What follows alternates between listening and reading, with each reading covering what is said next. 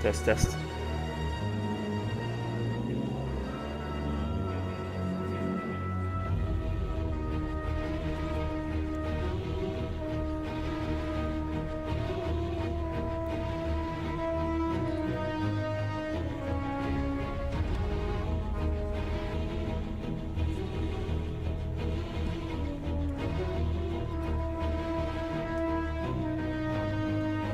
Test, test, test.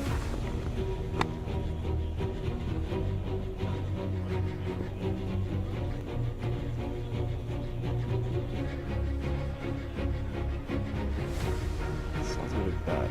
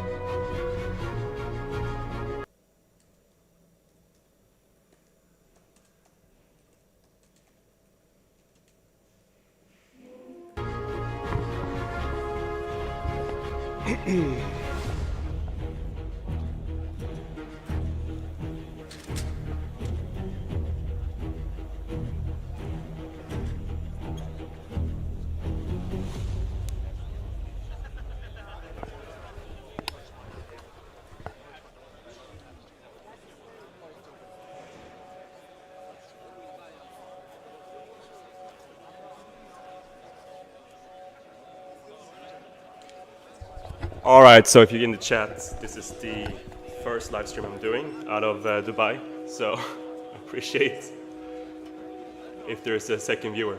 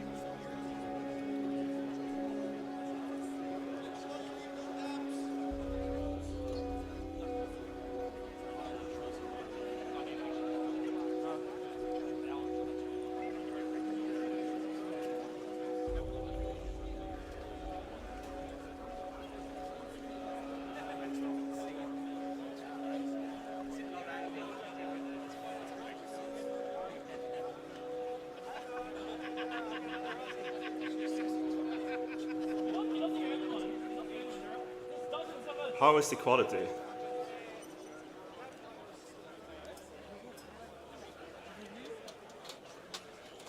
All right, 23 minutes before we start.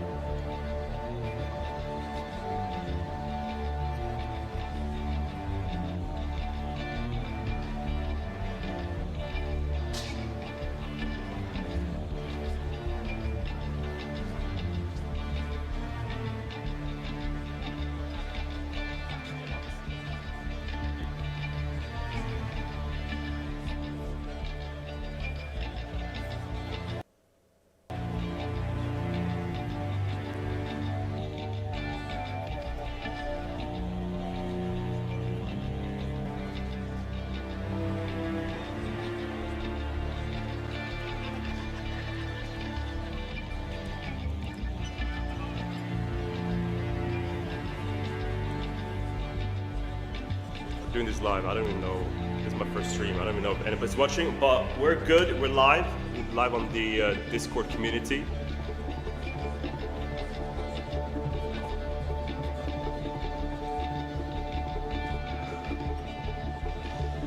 All right, we have 20 minutes to get this sorted. This is my first stream, and if anybody's watching besides myself, then thank you so much for joining. The first one's always going to be the worst one, but you know, this is how we do it. We do it live, and we'll definitely do it better. I'm currently in Dubai, been here now for 3 weeks, and looking forward to CitizenCon live. And yeah, man, I have not done the videos in over a month because I have transitioned from London to Dubai. And if anybody's watching, say hi in the chat, and love to hear you guys. All right, say hi in the chat, whoever's watching, appreciate it. This is my first live stream. It's pretty janky. My computer's not set up. It's pretty basic setup, just using my laptop. In a couple of months we'll set up my desktop. I just went to Dubai. My current setup I had in London is completely packed in 3 boxes. So yeah, if you have any questions, drop a message in the chat. I'd love to know who is watching and if you guys are enjoying this kind of content. I'll be focusing mainly on tech analysis. So I think the beginning will be very interesting to see what they're showing during the reveal of their engine. So that's kind of my interest, but also to see what it actually do to improve performance. So yeah, 20 minutes. This is just kind of like waiting to see what's going to happen. Just trying to set up everything. I hope you guys hear me clear. I don't really hear myself, but we'll see.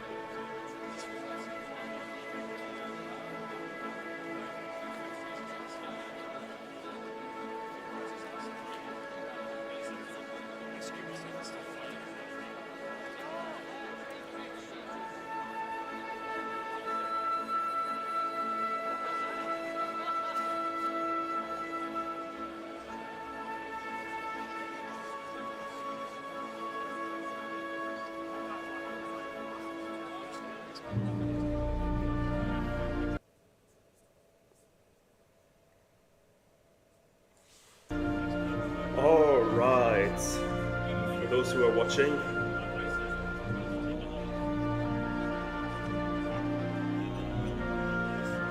this is going to be a very janky live stream, I think.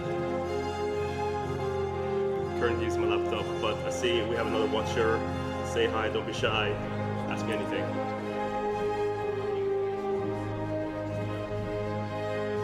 So I'll be focusing on more on tech analysis, understand about how the engine performs, and so on. So yeah, let me know if you have any questions. 18 minutes before the show starts, drop something in the chat. Let me know who you are. Let me know what you guys are looking to hear and see at CitizenCon. This is my first live stream, so it's going to be pretty janky. Let me know what you guys think. I'll obviously be improving as I grow my channel. I currently just moved to a flat in Dubai. I don't even have a desktop. I'm just sitting here in the living room on my couch with a laptop trying to live stream. It's first what I'm doing, so yeah, I appreciate any feedback. It might be echoing. This room is pretty garbage, but it is what it is.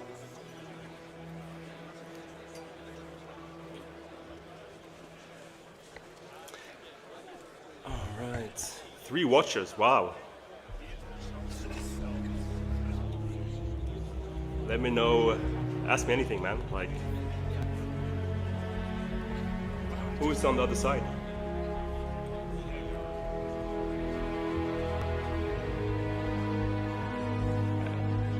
Anyway, we're 15 minutes left, 16 minutes left before the start.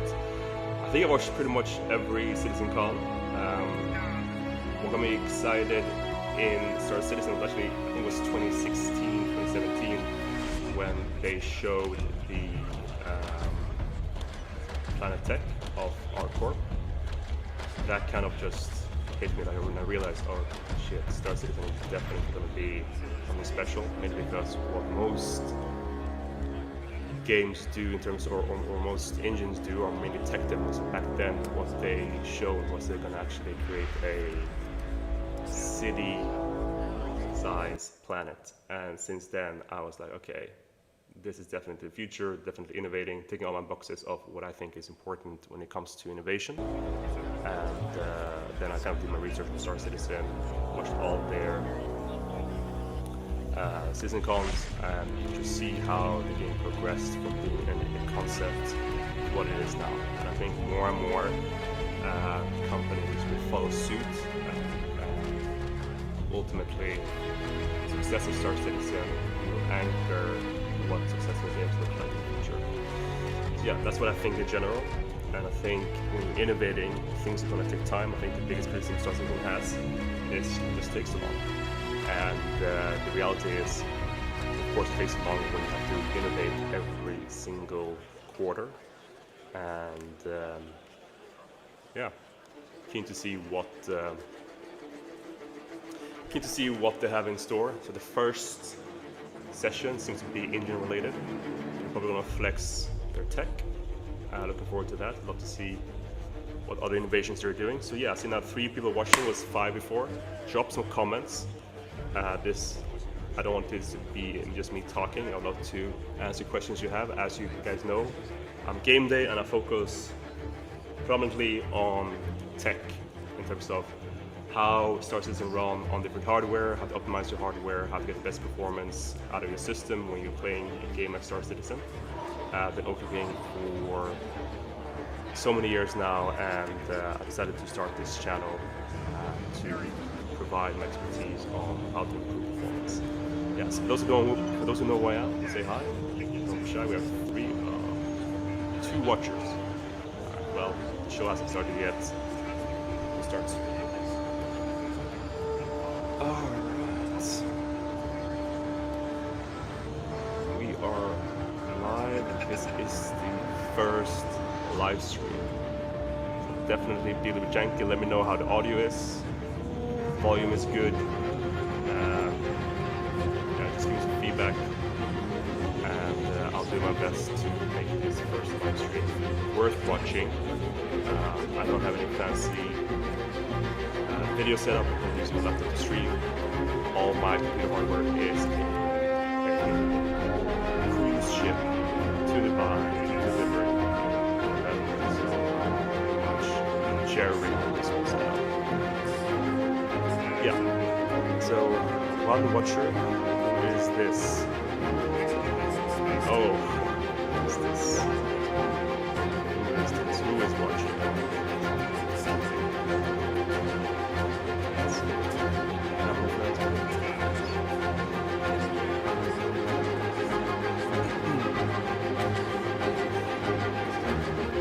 Anyways, good. Let me know how the audio is, if everything's good, if it's clear.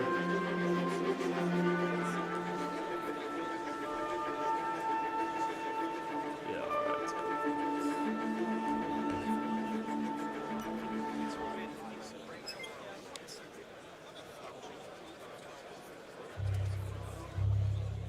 alright. Alright, 12 minutes left before the start. The Star Citizen agenda is pretty packed.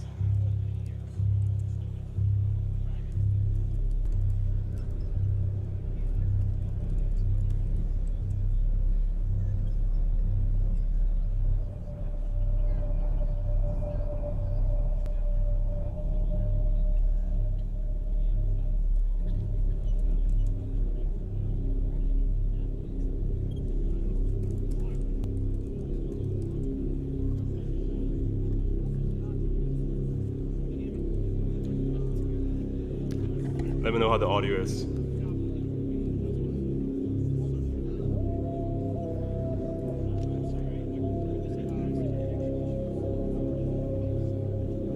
Drop me any questions. So on my live stream, I'll be focusing on the technical stuff. So if you have any questions around starting the tech, hardware, drop it in the chat.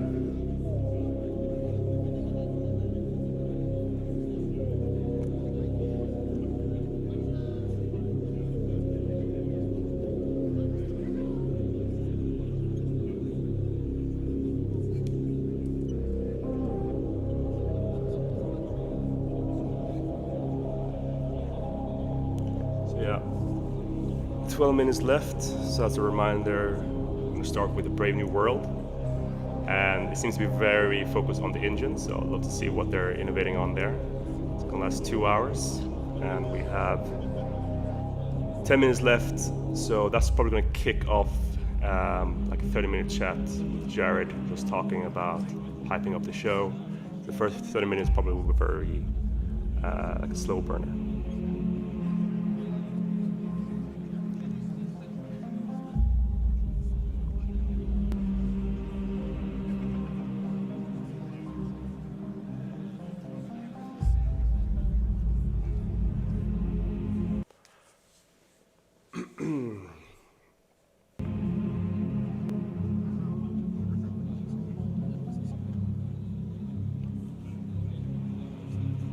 For those who want to join, you can join my Discord, where I do a live chat with everybody who's there.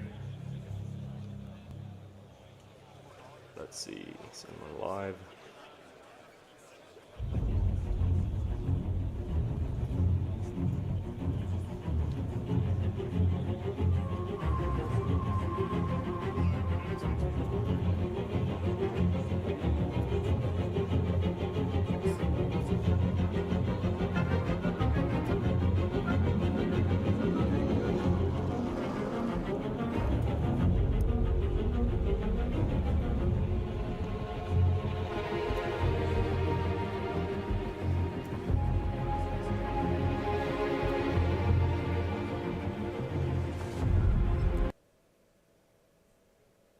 Should have done this like a two-way conversation with somebody. It would be more interesting, but it is what it is.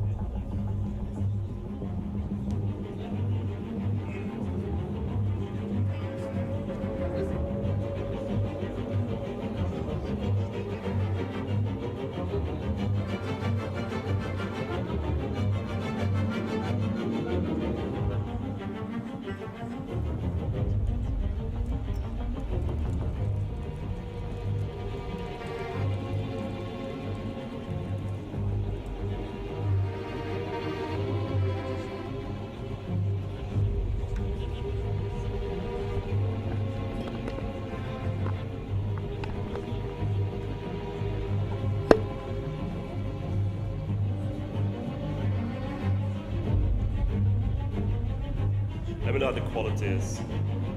If there's any issues or not.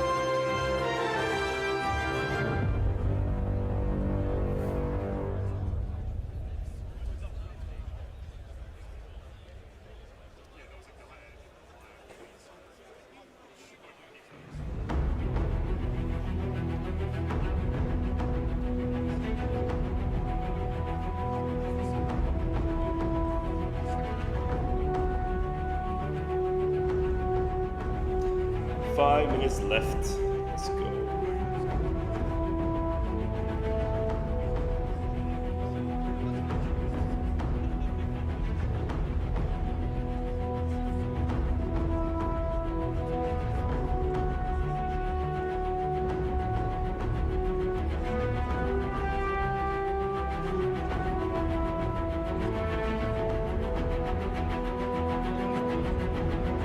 Drop some comments in the chat. Be shy.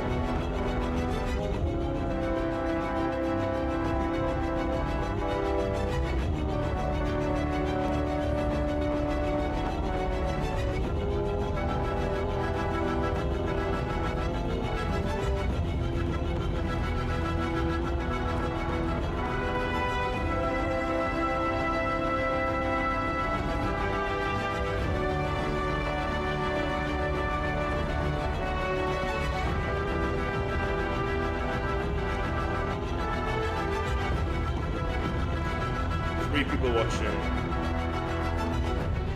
Hey, drop questions in the chat.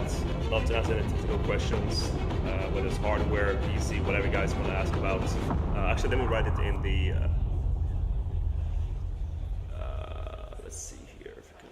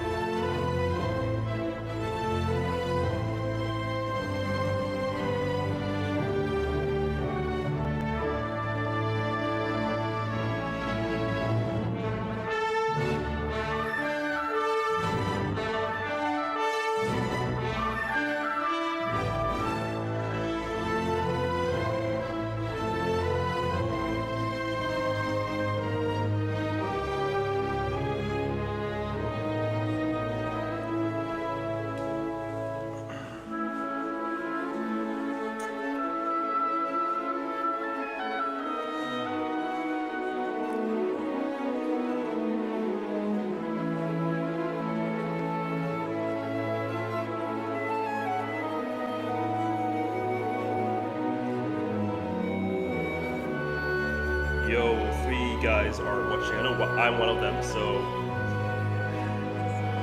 say hi and don't be shy.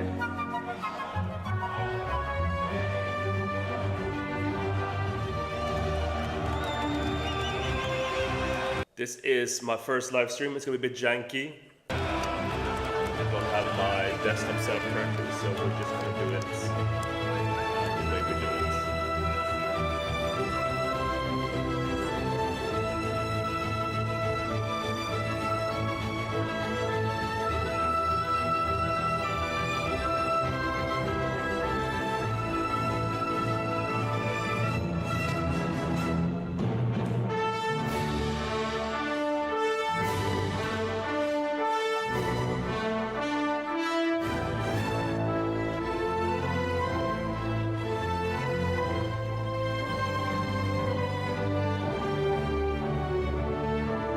Seems like there's a 30-minute delay.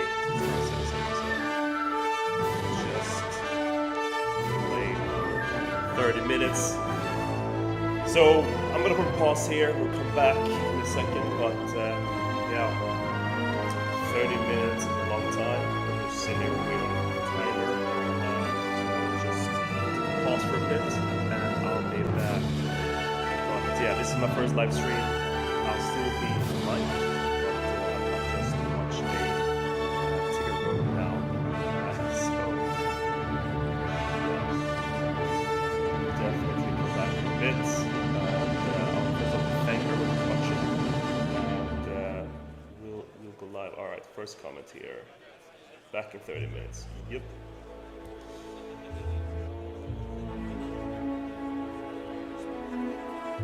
All right. We're just gonna let it roll. A bit.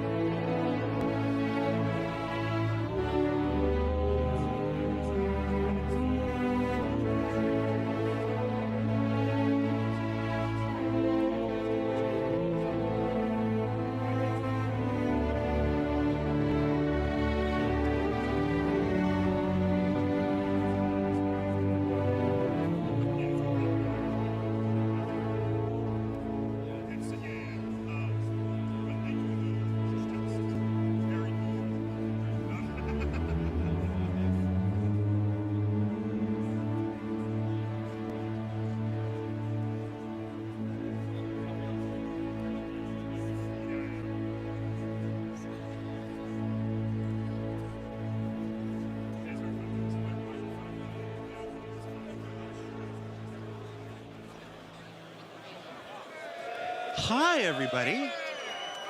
Hi, everybody. We're back. It's been so long. Hi, welcome to CitizenCon 2954. I'm Jared Huckabee. If you're in Hall A, let me hear you scream. If you're in Hall B, let me hear a scream. I'm gonna take this off. Here, George. Come on, dude. That's George. Say hi to George. All right, you didn't see George. Welcome to CitizenCon 2954. I'm Jared Huckabee. We are live from Manchester Central here in beautiful, sunny Manchester, United Kingdom. This is the, 11th CitizenCon? 10th CitizenCon? I should have counted beforehand. Basically, we're back. It's our first since we returned last year in Los Angeles. We've got a tremendous show for you. I'm sorry about the countdown thing there. This is the biggest CitizenCon we've ever done, and as one might expect, it took us a little longer to get things going than we expected. But we're ready to start. We're approximately 20 to 25 minutes from the show start, so we are not going to make our 11 o'clock on the dot start time, but you can guess about 20, 25 minutes. So we do got some stuff here. So what is CitizenCon? Anybody? You can't see them. There's a bunch of people down here below me. What's CitizenCon? Nothing. Ships? It's more than ships. Grand vehicles too? Okay, we're not talking to that guy anymore. CitizenCon is our annual showcase of all the work our developers are doing for both Star Citizen and Squadron 42. It's also a chance for Star Citizens to come from around the globe and gather much as they're doing here. Let's take a look across the field here. I'm going to get out of frame here. Let's take a look at the field. Look at that. This is our hangar bay of the UEES Barbary. Here, now every CitizenCon we theme our Hall B, our expo hall, to one thing or another. In 2019 it was themed for Grimhex, and last year it was themed for Pyro. This year the UEE's in town celebrating Citizen Day, and we'll learn more about Citizen Day later in the thing. So what's on the agenda for this year? Well, CitizenCon, like it was last year, is now a two-day event. So we have a whole host of presentations today and then a whole host of presentations tomorrow. We're going to run them down now and let you know a little bit about what you can expect. So in about 15, 20, 25 minutes, I can't be specific with you at this point, Chris Roberts is going to take the stage and kick off CitizenCon proper. We're just the pre-show here where we like to have fun. After Chris Roberts takes the stage, we are starting with Brave New Worlds. Now that is our core technology and Star Engine Group's presentation. You might remember that they kicked off last year's presentation with that amazing Star Engine trailer that was like 25 minutes long or something. We don't have a 25-minute long trailer today, but we do have a chock-full 90-minute approximately presentation of their new Genesis system, which is a subsystem within Star Engine that will let us build planets at the size, scale, and scope that we've always dreamed of. So you can check that out at the start of the day. After that, we've got a social universe. Now this is the sleeper presentation of the entire thing. Now, we were a little cagey in the description on the website about what this is. You know, it's everybody getting together and playing with your friends and stuff like this, but I'll just say it's the sequel to a presentation we did approximately 10 years ago at CitizenCon. And if you want to look back at what we did back then, you can probably guess what it's about. Folks that are in large groups of people will want to pay attention to this one. After that, we're going to take a lunch break because this is a very long day and, you know, we all need to take a break here. That's your chance to get your snacks, get your food, say goodbye to your loved ones, because the second half of the day, you are not going to want to be anywhere else but in your seat. Because when we come back, we've got that cosplay contest sponsored by Tobii Eye Tracker, and then Dressed to Kill. Now, Dressed to Kill is also a sequel to a presentation we did in 2019 about armor specializations and basically bringing high function to high fashion in the universe. And then, as we said in our summary on the website, the return of an old friend from CitizenCon past. Yes, Virginia, it's true. What you've guessed on Reddit, it's here.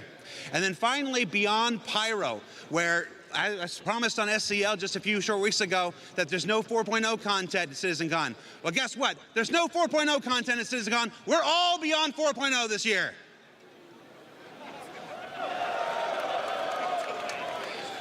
All right, I'm going to need you to do better with your cues there. Yeah, we're going to look beyond Pyro to what comes next. And then we're going to take a short 15-minute break after that, let everybody recharge, and then there's something on the schedule that is currently redacted. I'm not allowed to tell you what that is, but I'm going to tell you guys watching at home the same thing I told everybody out front when they were waiting to get in. Do not let any force on this earth stop you from being in your seat when whatever that is happens at the end of the day. And then on day 2, we come back tomorrow with a look at crafting your home. That's a look at base building, which we first introduced at last year's CitizenCon, and the new crafting system. The crafting system that aims to dynamically change the face of all life in Star Citizen. There's a reason it's kicking off day 2. You're not going to want to miss that. Then Captains of Ministry, that's replacing our general Ship Talk 2054. Is that what year it is? 940, yeah. George is saying yes. Replaces our generic Ship Talk segment with a presentation dedicated to the ships and vehicles that will make crafting and base building possible, with the return, with a revisit of an old friend that hasn't made its appearance in the persistent universe yet, but it's getting a big glow up before it does. So you're going to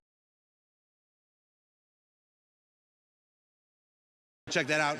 And then, well, if I can be honest, we got a tight zoom. You got a tight zoom? Yeah. Let me talk to you here, though. The Star's my destination. Star Citizen Alpha 1.0. If you're an old school sci-fi head like me, you'll recognize that title. This is perhaps, and you know me, I'm not the one to hype. I'm not generally prone to hyperbole. I'm always like cautious. I'm like, well, it might be this, might be that. I'm going to tell you right now, the most important presentation we've ever done at CitizenCon. Mark it, be there for it tomorrow. Now, that's enough for me. We're going to throw it down to Dan, down on the floor of the hangar here, and we're actually going to explore a little of what's here in the UEES Barbary. Dan, are you there? Thank you, Jared. Welcome back to CitizenCon 2954. My name is Dan Haubrick. I'm the community producer here at Cloud Imperium Games, welcoming you all back to Manchester, home of the previous CitizenCon 2949. Although unlike then, things look a little bit different than they did before. That's right, as Jared said, gone is the grit and grime of Grimhex, and now we have the spick and span floors of a UEES Bengal-class ship. That's right, we are aboard the UEES Barbary, just locked in orbit above Manchester. That's right, this entire CitizenCon is themed and brought to you by the UEE Navy. Why, you may ask? Well, you'll just have to keep watching to find out. Now, if you're looking at the screen going, who's that handsome man I'm looking at? You probably have a different tab open. So I'll give you guys a quick second to get to Twitch or YouTube and get to the right tab. Make sure you're watching the stream and make sure you're watching our content. I know, it's a disappointment to me too, but I'm told that eventually you get over my face and voice and everything about me. But in case you don't, this year I'm joined by Manchester's very own Sam Haley as my co-host here on the show floor at CitizenCon. Sam Haley is one of our QA supervisors here at the Manchester studio. She also has some impressive street cred. She was the pilot of the Carrick in the 2949 CitizenCon demo, and I literally found this out yesterday. She's also the voice of the ASOP terminal. So we'll make sure that you guys get to meet Sam later today as we're going through. Now, I know Jared just went over this a moment ago, but if you're like me and you can't listen to a man in his, I don't know, mid-80s ramble on about how the sky used to be blue and dial-up used to be a thing, let me explain what we're doing here. I'm here on the show floor at CitizenCon here to show you guys the awesome stuff we have for those of you who are at home and aren't able to attend. So we want to make sure that you guys feel as though you're not missing out. So come follow me and we're going to check out some cool stuff here on the show floor right now. To my immediate left, we have the Voyager Bar. If you guys are here at CitizenCon and are looking for some refreshments, look no further than the Voyager Bar. As you can see, we have some impressive refreshments based on our in-game drink manufacturers. We have some awesome flags, we have some awesome pennants. I don't know how well they're going to pick up, but we also have some amazing 3D torpedo burrito, dancing Garmin Humble stuff in the background. If you guys are looking for a drink here at CitizenCon, look no further than the Voyager Bar. I'm sure we're going to see some of our developers here around 4 p.m. Probably closer to 3 p.m. They're going to be here any second. It's been a long couple of weeks, so we'll give them some privacy and we're going to move right on. Also to my left, we have our Monster Tech Sim Pit. If you guys are looking to experience Star Citizen in a way that you've never experienced before while you're here at CitizenCon, then the Monster Tech Sim Pit is a great place to be using our VKB sponsored joysticks. These are awesome places to check out Arena Commander and Star Citizen in real D4D. Now over here, come follow me. We're just going, excuse me guys. Come follow me. Now, over here, we have our community booth section. We're going to be visiting the community booth section a bunch during CitizenCon, so I'm not going to get into too much detail now. But as you can see, all of our community booths are themed after in-game cargo container manufacturers. We have Anvil, we have Argo, we got RSI, we got Kovalex, we got MISC. All of these containers are filled with orgs and booths that signed up to be part of our community booths. There's some awesome stuff. Like I said, we're going to be going there a little later today, so I'm not going to get into too much detail right now. But there's some awesome stuff there, filled with groups that make the verse a more immersive, impressive, inclusive place to be. Excited to check them out later. Come follow me. As you can see right here, we have our general lounge here at CitizenCon. If you guys are looking for a place to escape the humdrum and bits and bustle of the auditorium, the general lounge is a good place to hang your cap, sit down, and relax. It's also a good place for you guys to make new friends. You guys are here for a shared love of Star Citizen. So if you guys want to make new friends, feel free to grab a seat. Ask people what their favorite ships are, their favorite ship manufacturer, their favorite game feature that may or may not have an issue council report. And you guys will make friends for life here at CitizenCon, here at the General Lounge. And I know there's something that we haven't talked about. It's a pretty big thing. It's a pretty big deal. I know we've just been glossing over it. I think we finally should talk about it. I'm talking about, of course, the Addison Lounge. That's right, the Addison Lounge. If you are looking to sit down in comfort and style, the Addison Lounge is the place to go. We have our United Empire of Earth timeline. We have our UEE branding all over the place. It's a good place for, again, for you to hang your cap, sit down, relax, and enjoy the show. And I think that's it. I mean, Sam, I don't know where my co-host Sam is. Sam, hi, Sam. I don't think there's anything else that I'm missing on show 4, right? I don't think there's any major stuff I glossed over, nothing big or exciting that I didn't talk about, right? Dan, I know the most big thing in the room is your ego, but other than that, there is one thing you haven't mentioned yet. Yeah, let's talk about the Hornet in the room, shall we? We have an amazing set piece here at CitizenCon this year. It is massive. It is the biggest thing that I think we've ever had on the show floor here at CitizenCon. It is absolutely impressive. It has some really great audio displays as well, if you guys were here earlier. I think, Sam, while I go powder my nose and make sure that I'm picture perfect, why don't you head on over there and give the people more information about the biggest and best set piece we have here at CitizenCon. Let's check out exactly what we're talking about, shall we? Happily. Thanks, Dan. Let's go check this thing out.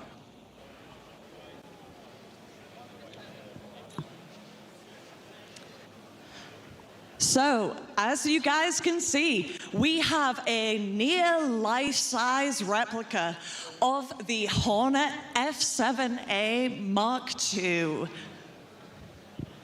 This thing was made for us by Mango Stone, and they spent 14 weeks putting this together, from 6 weeks of concept, 8 weeks of build time. This thing was their biggest ever build, but they have built stuff for us before in the Manchester studio. Now, as you guys know, this is a medium fighter, so it packs a punch, but it is pretty quick. If you guys have flown the F-7Cs before, it's very similar. However, this thing, if you guys haven't seen the guns and the Gatlings on this thing, it's pretty powerful.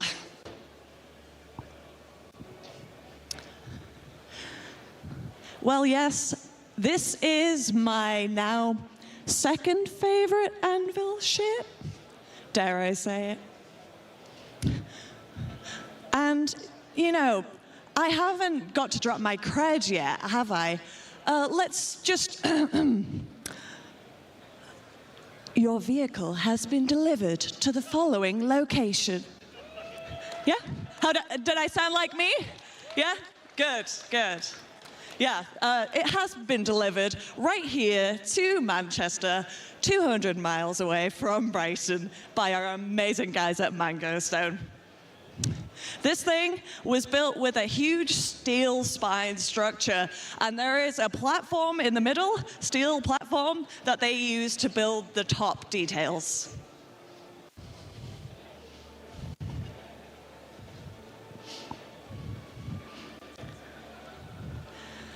Yep, if you guys don't get the chance to see this in person, just look at everybody's social media for the next 5 years. I'm pretty sure this is going to be people's profile pictures, cover photos, whatever it might be. So yeah, if you're at the event and you don't get a picture with this thing, I think you're missing out. So yes, are we ready to head over? Brill, I think we're nearly ready for the first presentation. But before that, I'm going to hand you over to Jared. Jared, over to you. Hi, Sam. Thanks, Sam. Look, there's Sam. Hi. And there's me. And there's Sam. There's me. Now, what Sam was far too humble to tell you is that she, as in her role in QA, has more flight hours on the Hornet than almost any person at CIG, which is why we gave her the wonderful introduction to the Hornet. So, and you might remember Sam from CitizenCon 2019. She flew the Carrack through the very first jump point to the very first visit at Pyro. So let's give Sam a round of applause, please. She was too humble to give her credentials herself. So now we are going to go into Hall A. Hall A is where the magic happens. It's where everybody needs to find their seat and get ready for the start of the show. So hey, if you're here in Hall B, let's all move over into Hall A.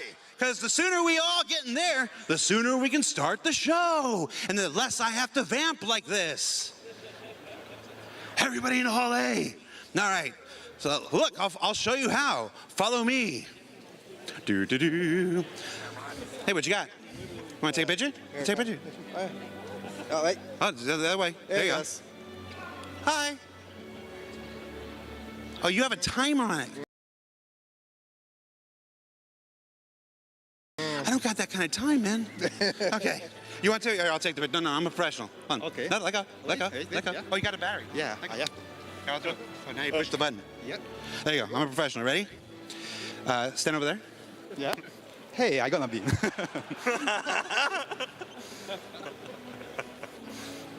no, we're good. All right. No, we're gonna do two pictures. Ready? We're gonna do down low, like we're in a rap album. But we can see our bellies then. Well, okay, I'll do this. Good call. And then up high, like we're teenage girls. And then one that's really awkward. Ready? Okay. Yeah, how's that look? How's that look? All right. Thank you. No problem, guys. All right, let's get into Hall A. Everybody in the Hall A. Everybody moving Hall A. Slice of pizza? What is that, just cheese? Yeah. All right, thanks. Everybody in the Hall A. No, everybody. Ah, fuck! I know. Woo! All right. Hall A, give it up for pizza! Woo! One of my favorite things about Star Citizen, we've got Big Benny's Noodles, we've got Torpedo Burrito, we've got Pips, and we've got pizza. Just pizza. Wow. There's a lot of you in here. This is the largest audience we've ever had for CitizenCon. 4,200 people, plus a bunch of employees, plus a bunch of crew members, over 5,000 people in this room.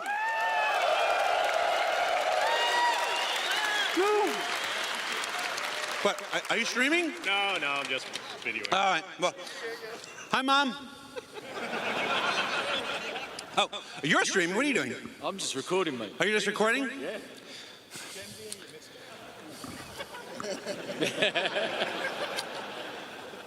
All right, there we go. Oh, what are you doing? You doing the same thing? All right, here, let me see. Thanks. All right, so CitizenCon, who are you? Martijn. Martin? Yes. Where are you from, Martin? Netherlands. Netherlands. I love the Netherlands. I don't remember most of it, though. Do you? Yes. All right. Must be different for visitors. Different priorities. I don't know if I'm supposed to say that on stream. Whose phone was this? There you go. There you go. All right. let's go. How much time do we got? Hold on, I got to put my headset on. How much time do I need to do this for? Where's Chris Roberts? Chris Roberts is here. Does he have his mic on? Okay. All right, sure. I mean, if that's what he wants.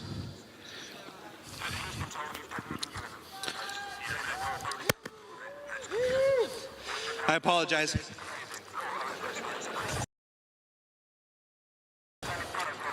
You ready?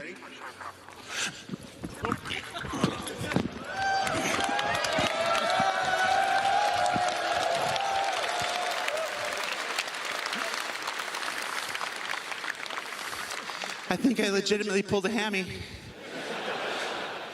Oh, that thing is rock hard right now. Oh, you gotta check out my shoes. Yeah. Donatello, Michelangelo, Leonardo, Raphael. Yeah, all right, so that's all I got, everybody. We're gonna take a few short minutes. We're gonna start the show. Chris Roberts, he's gonna kick this thing off proper. So stay tuned, we'll be right back. You're gonna love the show, everybody. Thanks.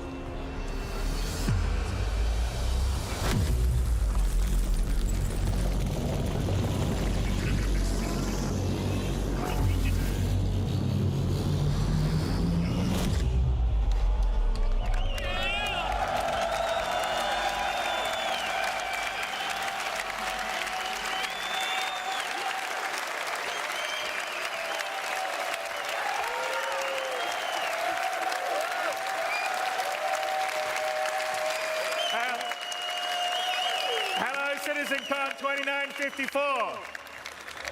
There's a lot more of you here than there were when we were here last year, 5 years ago. There was 1,200 people. There's almost 5,000 people in the building today, which is amazing. I'm so grateful. I know a whole bunch of you around that have come from around the world to visit the lovely, sunny Manchester. But inside here, there's going to be a lot of very cool stuff, although in this up-and-coming presentation, you may see a few things inspired by the Manchester weather. Anyway, so like the first title of our first presentation, Brave New Worlds, we're on the cusp of a new era for Star Citizen because server meshing is finally a reality. People are making their first jumps to Pyro in Evercati testing right now, which is pretty awesome. We're going to have it out at the end of this year. So I think it was going to be a great new phase for Star Citizen. And over these next 2 days, we'll talk about the new tech and tools in Star Engine that will help us craft those worlds that you're going to be flying around to. And you'll hear about our plans beyond 4.0 and how we get towards Star Citizen 1.0, which is out of alpha and for everybody to play. And a little later this evening, I've got a special surprise for you, so you definitely want to stick around for the 5:30 show. Anyway, the team has worked really hard on the lead up to CitizenCon and this year to work on, first of all, what you've been playing in live, what you're going to be playing, what you're going to see here. So I'd like to thank them all for working extra hard and putting all their love and care, just like you guys love and care what we're building, into what we're doing. So thank them and you guys. And without me waffling on, I'd like to bring CIG's CTO, Benoit Bézageur. Did I say it right, Benoit?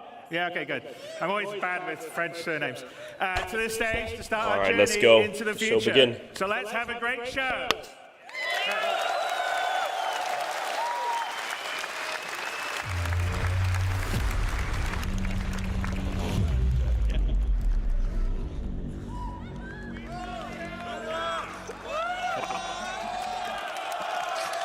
Hello! Bonjour, CitizenCon! Wait. Guten Tag, CitizenCon! Hola, CitizenCon! Ni hao, CitizenCon! And hello, Manchester. I'm not going to need this anymore. Cool. I am Benoit Beauséjour, or as some of you know me, I am Balt on Spectrum. Today, we will talk about Brave New Worlds. This is Pyro 2. Monarchs, not really habitable. Now, since the advance of our planet tech, we've always allowed players to circumnavigate planets and move from orbit to ground seamlessly, explore complex areas in intricate detail. Now, with server meshing, we're going to need a lot more locations for missions and destinations for more life. But there's a major question that has always followed this project since the beginning of Alpha 3.0. How Is the are we clouds going to moving? make a large number of planets cool. and systems? How are we going to meet the fidelity benchmark we've established? In this technology update, we bring life to lifelessness, even to monarchs. We take the physical representation of the terrain, the geology, the atmosphere, the climate, and the environment to create accurate biomes that spring naturally from the collision of all these environments.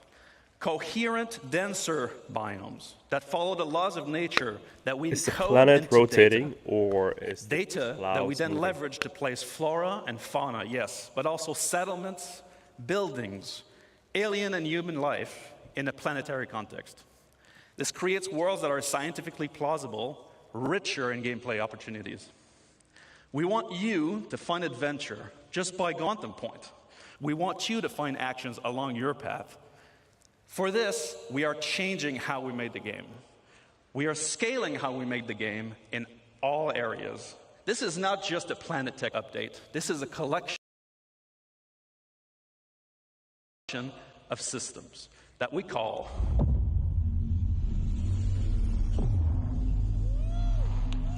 Genesis. Now, to help me explain all this nice work and this nice technology, let us kick us off. And I welcome our very own Ali Brown and Will Hine for phase 1 of Genesis.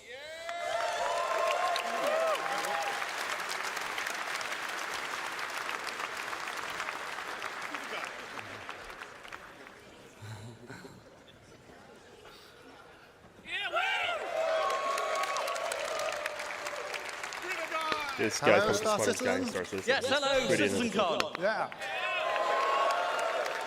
So let's start with some introductions. This guy over here is Will Hine, aka Water Guy or River Guy.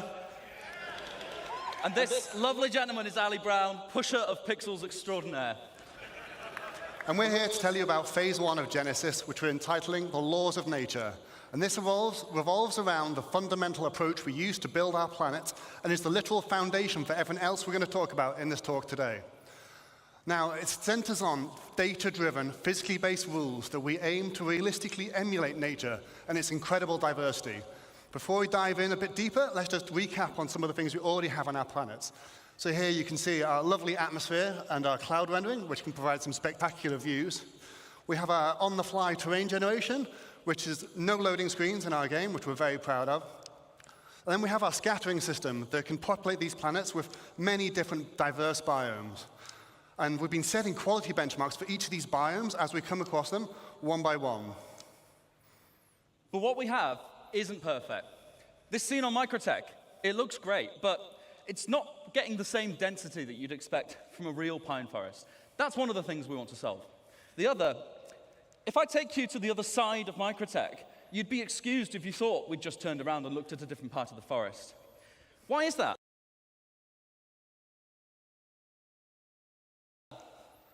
Well, this is because currently our artists create slices of biomes in great number, and then they distribute them across the planet using humidity and temperature properties. Each slice looks great in isolation, as you've seen, as you've explored. But this is not the solution to give us varied and natural biomes across an entire planet. Additionally, just using humidity and temperature limits us to only 2 degrees of variation. And that's not enough for the sorts of planets and worlds that we want to create and for you to explore. So how are we going to scale up our planet generation? Well, as I said before, we're going to start with physically based rules that drive everything. We want nothing to feel random on these planets.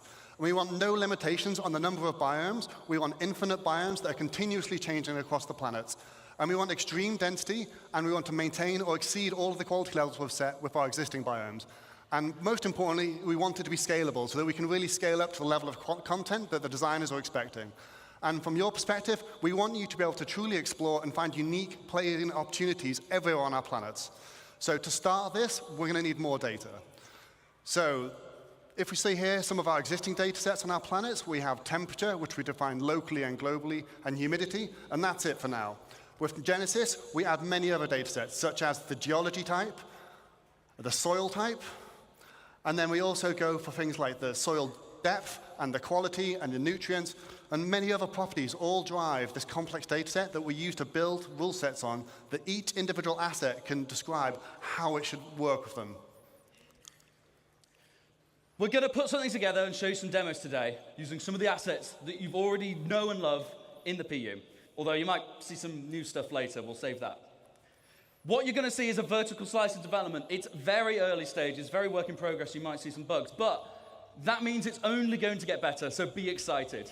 The number one challenge with planets in our game is scale. In no other context do you need a planet to look great from first-person perspective when you're stood among the trees. You need it to look great when you're in a spaceship at a quantum marker miles away, and everywhere in between. There are no loading screens, you see everything. We cannot afford for it to look bad in any other scenarios. So, let's start from a ground perspective. Demo number 1, let's have a look. Already looks good, man.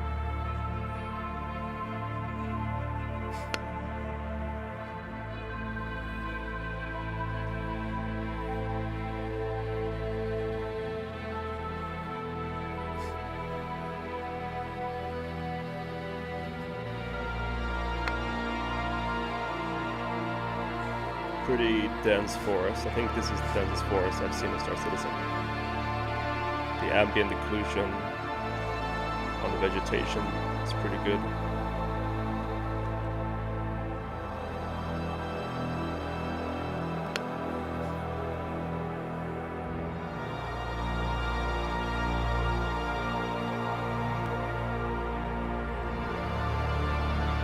Nice variation of the trees, actually.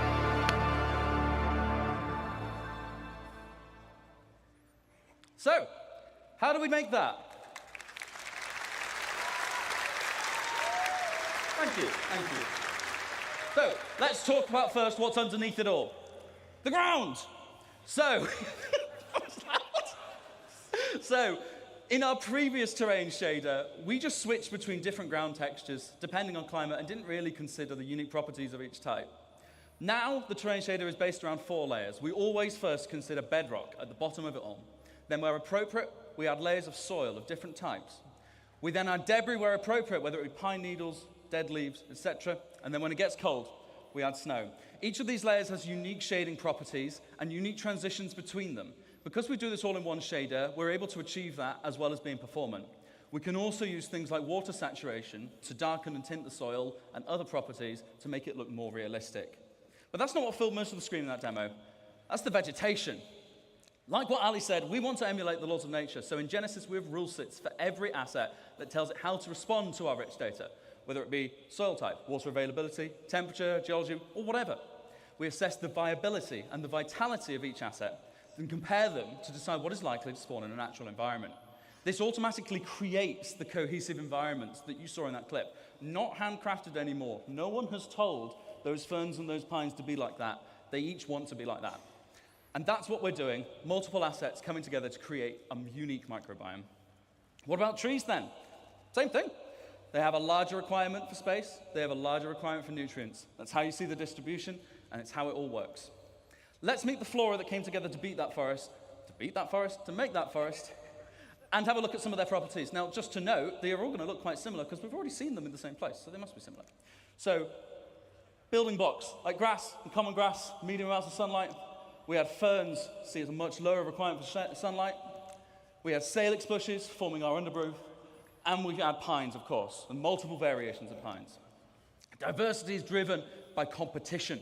Everything has ideal conditions, which affects its competitiveness. We also have additional control over this in the form of dominance, which allows us to make one asset more competitive and more dominant than another, which is just what we see in nature. Everything is constantly fighting for resources and, of course, light. Because we spawn these assets in a hierarchy, it's easy to propagate shade data down over the distribution of the assets so that we can control. Often, like these ferns, they can spawn in light, but they are outcompeted in those scenarios most of the time.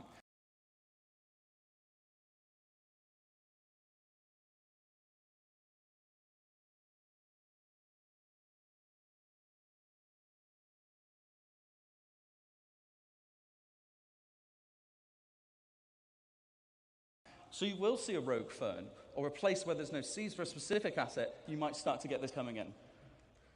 Let's take a look from a larger perspective again.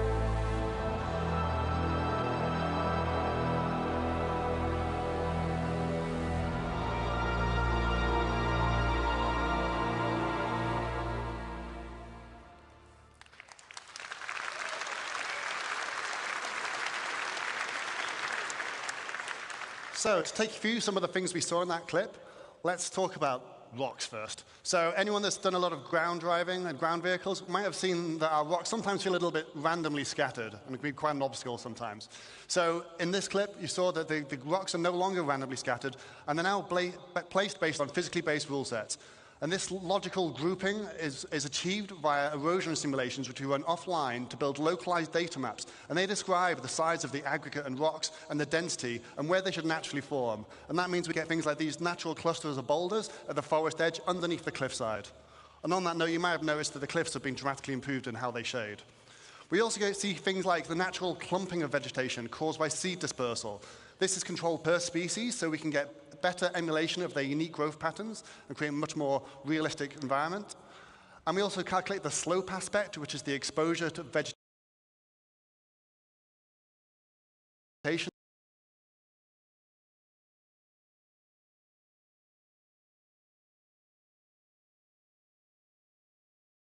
to solar radiation and other environmental factors. And this allows us different species to flourish in different conditions, as we can see on different sides of this valley. Then over larger scale, we calculate the age and vitality of each tree individually to drive exactly how high they should be, but also the color of their leaves. Now, this isn't the only thing that will drive the color of the leaves. We're going to introduce the concept of seasons to the game. And this will mean our planets will evolve through the year, and we'll be able to shed leaves from trees and have the grass wither in winter.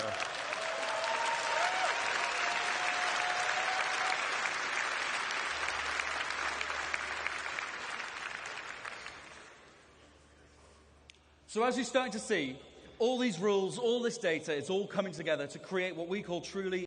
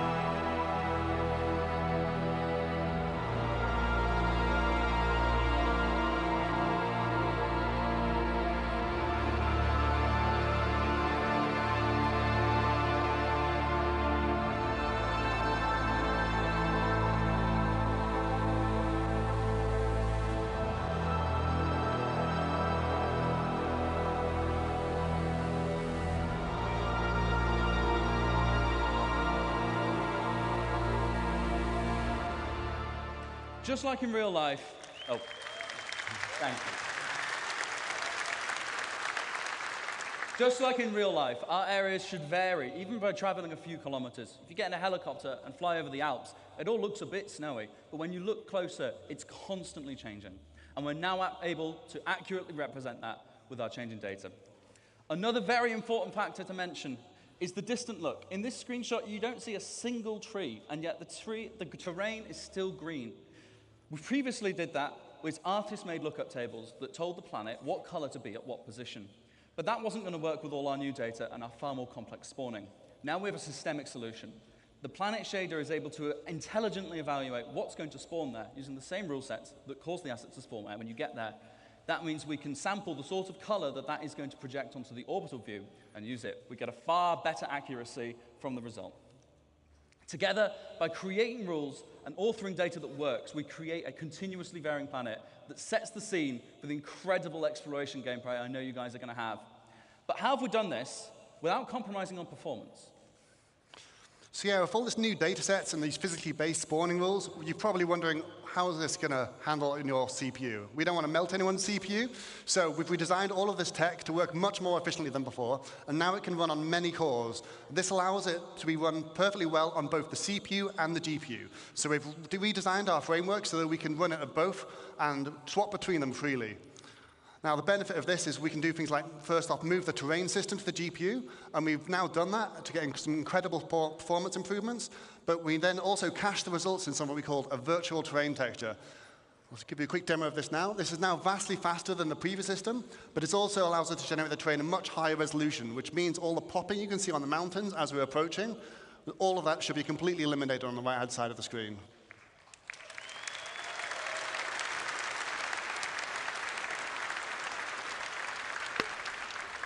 Performance-wise, they are just adding more features, With the extra headroom and then we've they're gained increasing by the making our terrain resources they system can more kind of efficient, use on we've your been able to hardware. introduce some improvements, Yeah, including high it's just going to resolution mean you ground need to have textures, a proper blending between better surface memory types, to be able to and get of course to better tiling. If you're familiar with any of our planets, we've taken off all the assets so you can see the issue, and now how it looks, you don't see those lines going at all.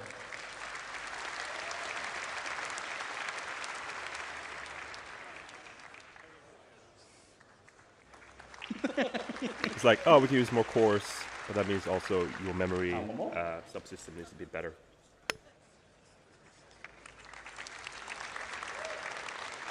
With the terrain data cached on the GPU, like Ali said, we can perform the scattering there too, which is significantly faster. All those algorithms that we've used to generate those first bits could run there without being more expensive on your CPU. And it also means the results are directly there on the GPU. We can render straight from them. That's nice. That allows us to have dramatically more density in our new system. We can render objects directly without having to go via the CPU every frame. We also cull at different levels of granularity, with bigger groups in the distance and individual assets up close. Just as a demonstration, this is the sort of density you can expect on Microtech today. And in a second, we'll flip over to what you can expect from the new upcoming tech. Oh, that is impressive. In a second, we're going to turn That's on also the proves my culling point, groups, right? Steve, Like, so you can see. they're doing the same These thing. are the groups that will create of those trees Well, and with of the just terrain. more, And as we because get they closer, we leverage shrink those them so resources we're more better. intelligently This is rendering what we GPU need based, so without the having GPUs to are assess being each worked tree out more, individually, because they able to scale all the way better. down to the ground. So this is definitely them leveraging the unlocking of resources in a better way. So to recap some of the things you've seen here in phase one, we had data-driven rules based on physically based data, generating emergent biomes that continuously vary across our planets to get infinite possibilities. And we've achieved this with much greater density than before and much faster rendering. And we also achieved seamless transitions from ground to space with zero popping. So now that we've got all this tech, it's time to talk about how art might make use of this. So for that, I'll hand you to the next phase towards Sebastian Schroeder. Thank you, guys. Thank you. No physical. Thank you. Wow, thank God there's only 20 of you, otherwise I'd be nervous. Right, thanks for having me. I'm here on behalf of the Planet Content team, and we're very excited to finally show you some of the things we've been working on. As you've just seen from Will and Ali, the system keeps growing in both complexity and capability, so our libraries have to grow alongside it. Wait, should I click? No. No, I should click. Yeah, click. Oh, there we go. So, our goal with the content is to provide the content that the system needs to populate every corner of every planet with realistic environments. And this content is what this phase of Genesis is all about, emergent biomes. For our first example of today, it's almost a shame Will left because it's about moisture, but let's look at very high moisture and medium to high temperature.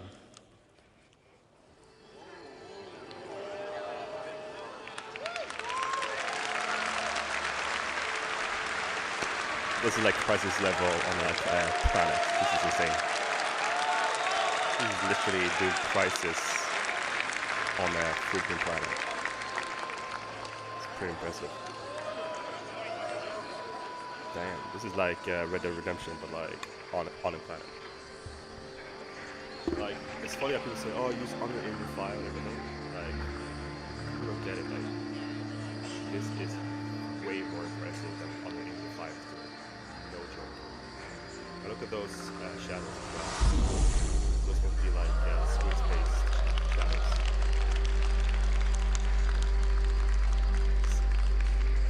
Is that ray tracing? No. You see the squid space pollution.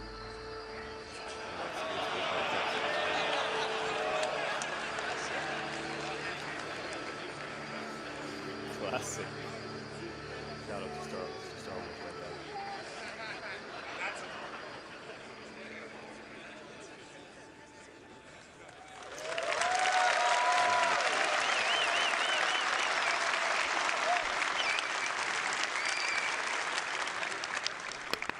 Thanks, that did look really good. So, for swarms, we obviously made vegetation that feels at home in or near water.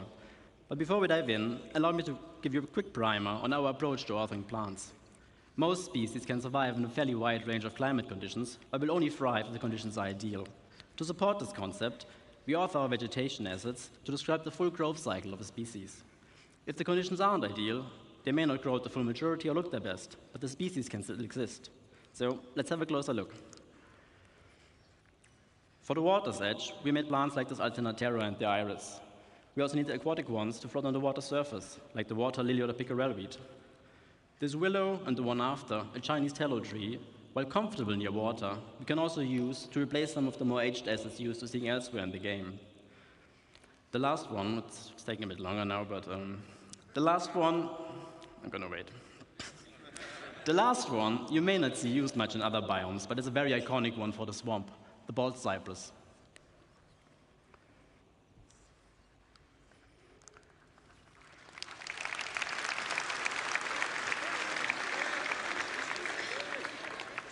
So another feature we need to make a swamp experience a proper one is water interaction.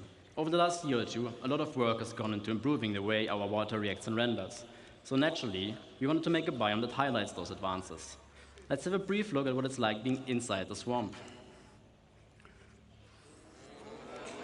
As you walk or swim through the water, you may come across obstacles like logs or debris floating on the surface. They will react to the player character and can be pushed out of the way.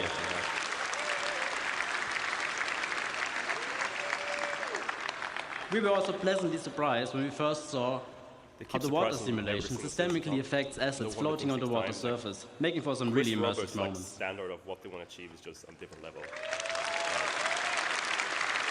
Think about it from like a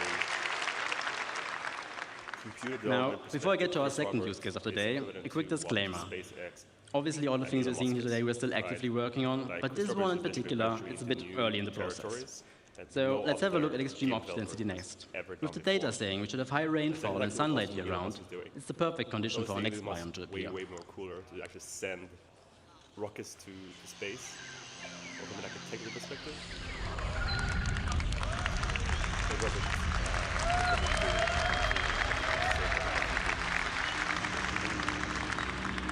next gen, 3 years ahead, 3, 4, 5 years ahead now.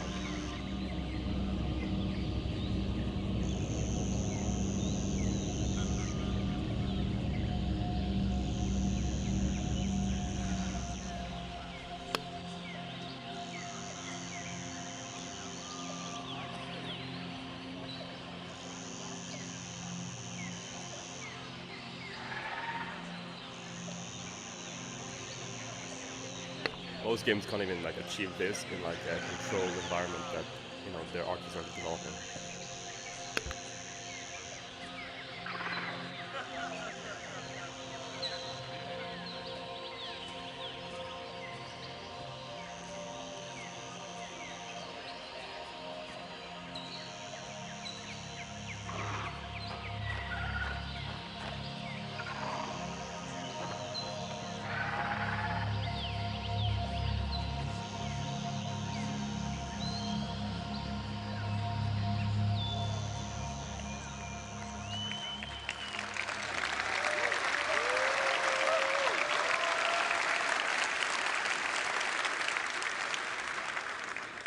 Considering everything you've just seen is still very much work in progress, the gameplay capture team really did a great job showing our work in the best possible light. With jungles, we wanted to explore the concept of vertical stratification, as they are the prime example for that. What it means is that you have horizontal layers of microbiomes defined by the species that thrives with the amount of sunlight and rain that still reaches there. The floor, herb, and brush layer we could almost do before, obviously missing the density. But now we also have the option to add variation to the tree layer by dynamically spawning epiphytes like lianas, orchids, or bromeliads attached to trunks and canopies of other assets.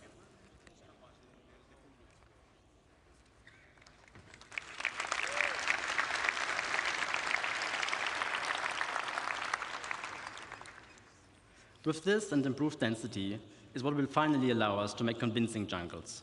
And the best part is, we don't even need a lot of different species to create what we refer to as a canvas of a biome. The idea being that we can vary what kind of forest you're in by adding or replacing the plants that visually stand out the most.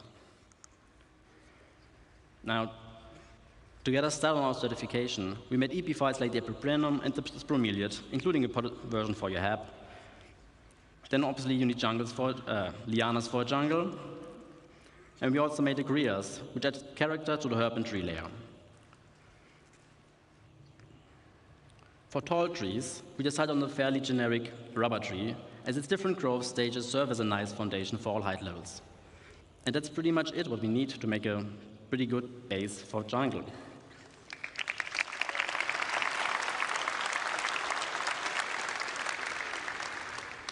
Now, for our third and last use case, let's pretend the data indicates regular rainfall and moderate temperatures.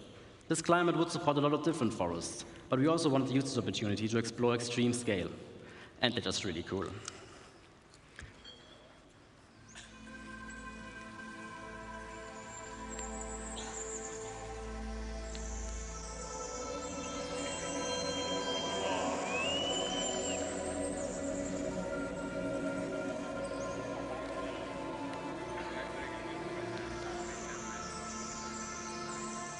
Damn, this is very, very impressive. This scale, this is absolutely insane. This is literally Star Wars references. They definitely want to win the Star Wars crowd with this one. This is literally Star Wars Battlefront, but like on a planet. Like they can pretty much do any game with this tech. And now they've added contacts with the fauna. They worked on this for some time, but now they finally have it. Well done. Sorry if my stream is a little bit laggy. It's a bit of a fun one. But yeah, very, very impressed so far. This is literally the same level of what DICE was working for their Star Wars Battlefront. It's the same level, but like on the planet, going around now, a solar for this system. one, we first looked at the different redwood biomes on Earth and Part of tried the to universe. analyze what Like, the most the defining scale there species is of them cheap are. and is online. With this understanding, we then Like, decided when on the people compare following this to plans to Unreal allow for a Engine, fairly they have universal no idea redwood what they're talking forest. about. This is next They will level. allow us, they will easily support variation across continents and planets. A fairly common family of species for the ground levels of all redwoods are ferns, in our case the sword fern. We also made a huckleberry variant to provide some visual density for the shrub layer. To add some Jurassic vibes, we made tree ferns, as they can be found in New Zealand's redwood forests. The most important one, though, obviously sequoias, and they ended up being one of our most complex sets yet. As it turns out, they can grow to be fairly ridiculous in size. It keeps going.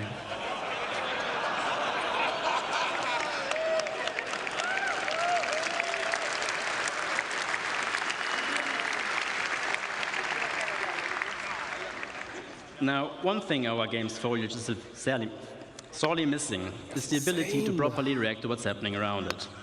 The goal here is to unify all forces from all sorry for the horrible rhyme, all sources from all forces from all sources, wind, characters and creatures, ships, explosions, and whatever else, and have the vegetation behave accordingly. Now, as part of our tech improvements, we will be implementing a GPU-based simulation for our game scale. For now, we've set up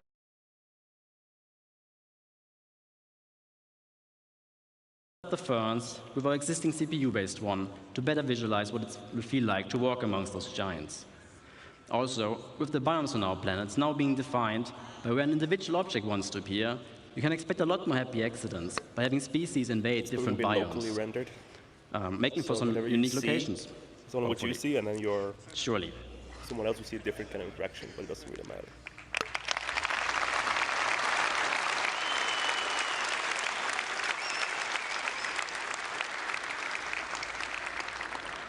Now, before I get to disappear off stage, I just want to say a big thank you to everybody involved, especially my team in Frankfurt for doing such amazing work and being all around great people. And also to all of you guys. I really hope you have a fantastic CitizenCon. This concludes this phase of Genesis, so please welcome Ian to the stage so I can tell you all about the next one.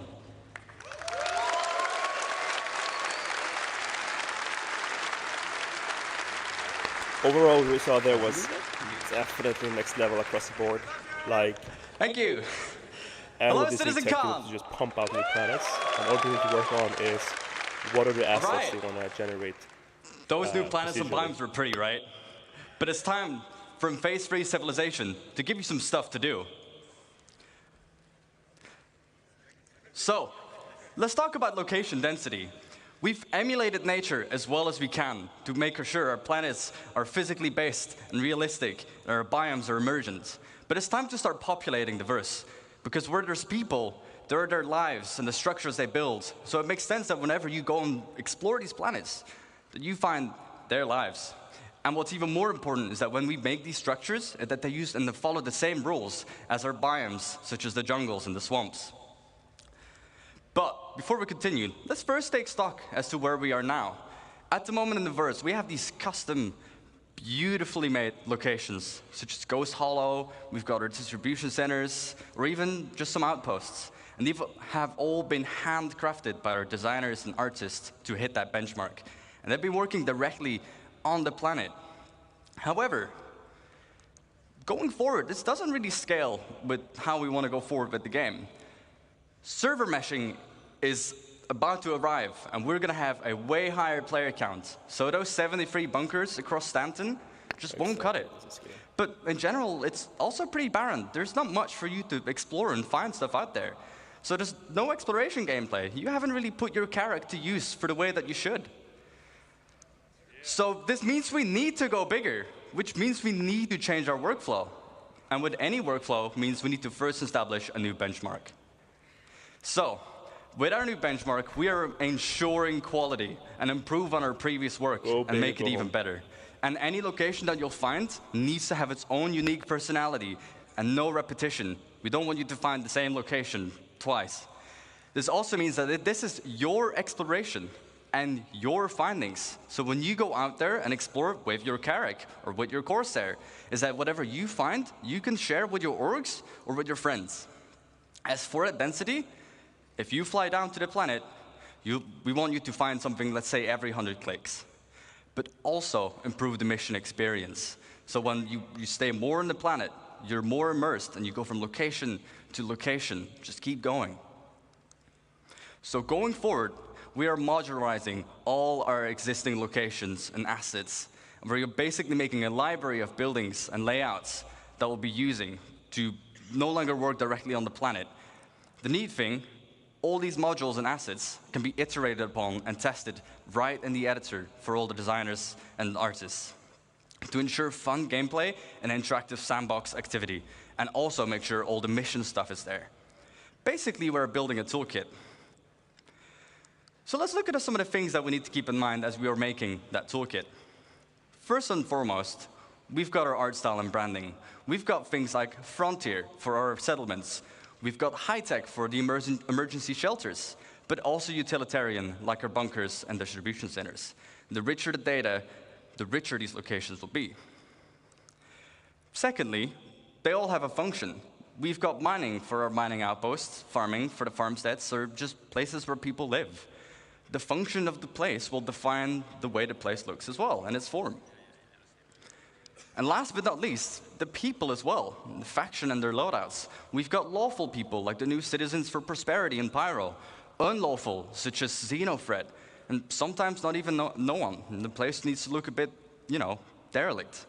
In different places, you'll find different people. So, now that we've made our toolkit, and we've defined all this new stuff, let's start building thousands of locations. Yes, I said thousands. So, to avoid the same issue of working on directly in the planet, I'd like to introduce to you Starchitect.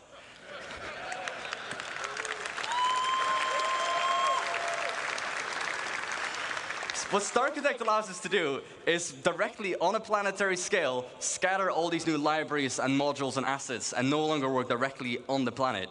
And it uses the same logical rule set as our emergent biomes. And it also gives us full control over the data that we set on these locations. So expect locations in places where they make sense.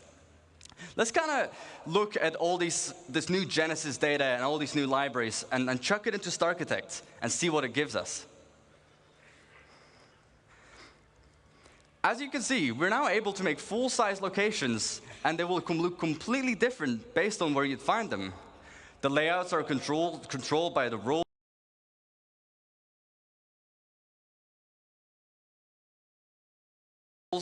and it will reflect its place in the verse. We've got farms, mining outposts, but even our older locations, such as the bunkers that you find on Stanton.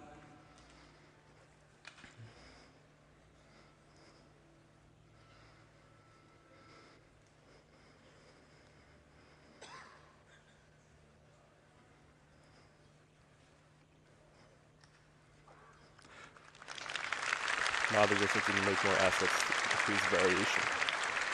So, Let's look at an example and kind of use the tool to really, make a location. We can define the rules, as I've mentioned a couple times by now. So for our mining outpost, it wants to be near a resource. We can specify what this resource needs to be. But we can also give suggestions where sometimes you'd find it here and sometimes you wouldn't. If the location has refineries, it might want to be near water to refine the resources. Then secondly, we can define what buildings should be there. So obviously we need mining buildings, houses for people to live as well, and even power buildings that we can leverage with the resource network.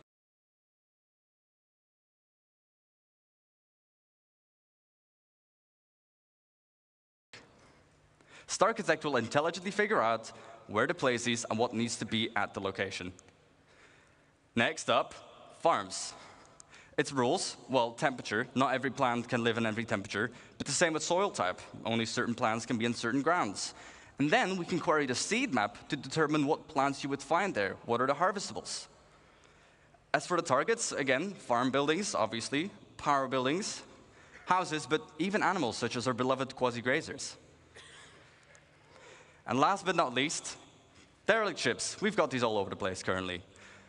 Rules, well, they'd be close to an anti-air because they would be shot down. But even in harsh flight conditions, such as mountains or low visibility, you'd probably most commonly find them. Targets, well, crash ship parts, of course. Sometimes you'd find the full remains of a javelin, and the other time you might just find the nose of a starfare laying around. So, let's talk about coherency. Sure, we can scatter all these locations everywhere on the planet, and you'll find them in places they make sense, but we can do better. You don't just want to find an outpost completely on its own, right? We want to make sure it really feels like people have built their lives here. So, let's talk about some missing bits. We want to tell tighter stories, such as the people's lives, but also logical exploration. If I find one thing, I expect to find something similar or something else nearby. We also need more data control. What defines one mining outpost being different from the other ones, aside from the harvestables? And also give the narrative developments. Make sure people build near rivers, on mountains, they build near town halls, they build near distribution centers. So to hit that bit of our benchmark, we make sure that locations are near each other and group them together. The effect it gives is a fully developed landscape with vistas and points of interest all over. And we group them together in what we like to call a cluster, like this one, that has 13 locations. Let's talk about clusters. Clustering means generating locations near other locations. So, for example, if you find a distribution center, just like in the verse currently, I would find forward operating bases next to them. But if you go even further out, you'd find mining outposts to funnel those resources to the FOBs. Go out even further, you'd find caves around them, because that's where they might find some of the gems. And then we can even specify the data on a cluster level.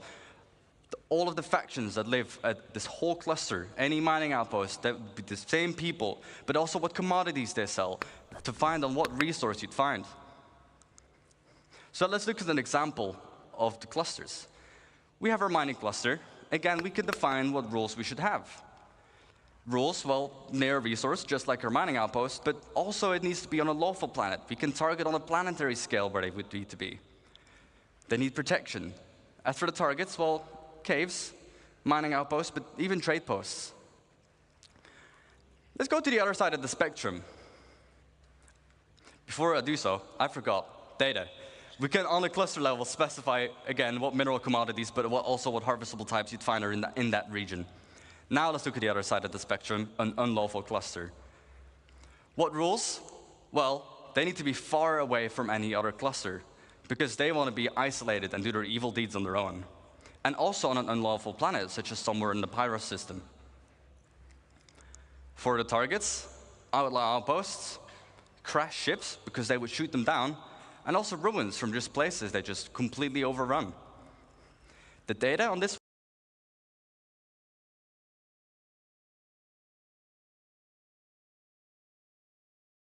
one, you'd find specific loadouts, and they'll be using weapons that you wouldn't find in any other legal system. And these weapons will be sold at the shops in these regions.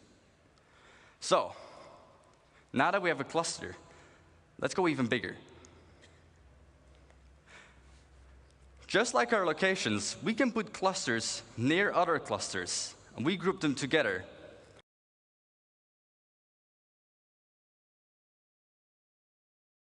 Should have. With each their own data and persona. And every single one of these locations is now ready for the mission system to hook up and give you gameplay, and for you to find a bunch of places on your own. And just on this side of the planet, can you guess the number? We've got about 3,042 locations.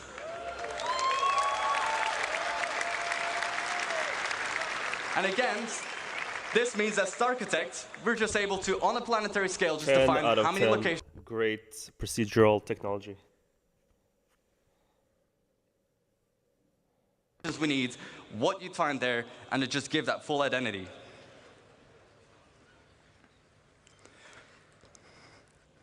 Thank you for listening. And I won't just see you in the verse, but I'll see you in a denser verse.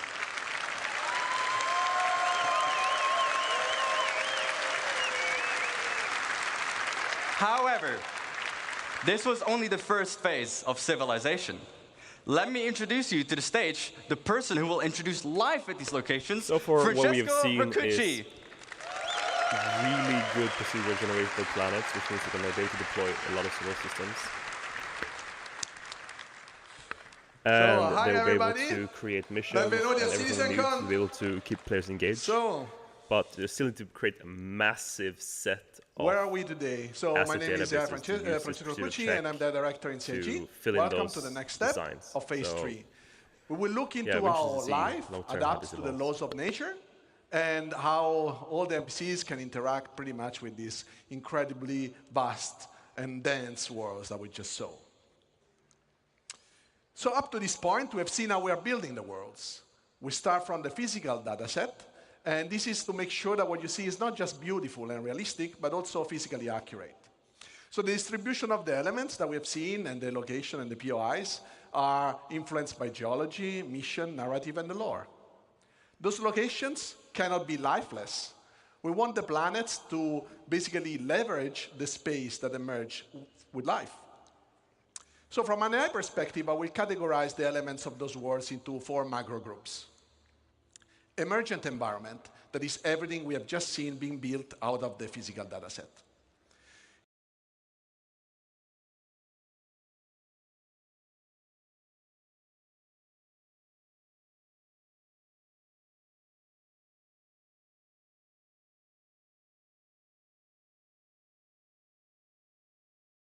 Users-made locations. So this includes everything that our designers or you players will create in the world.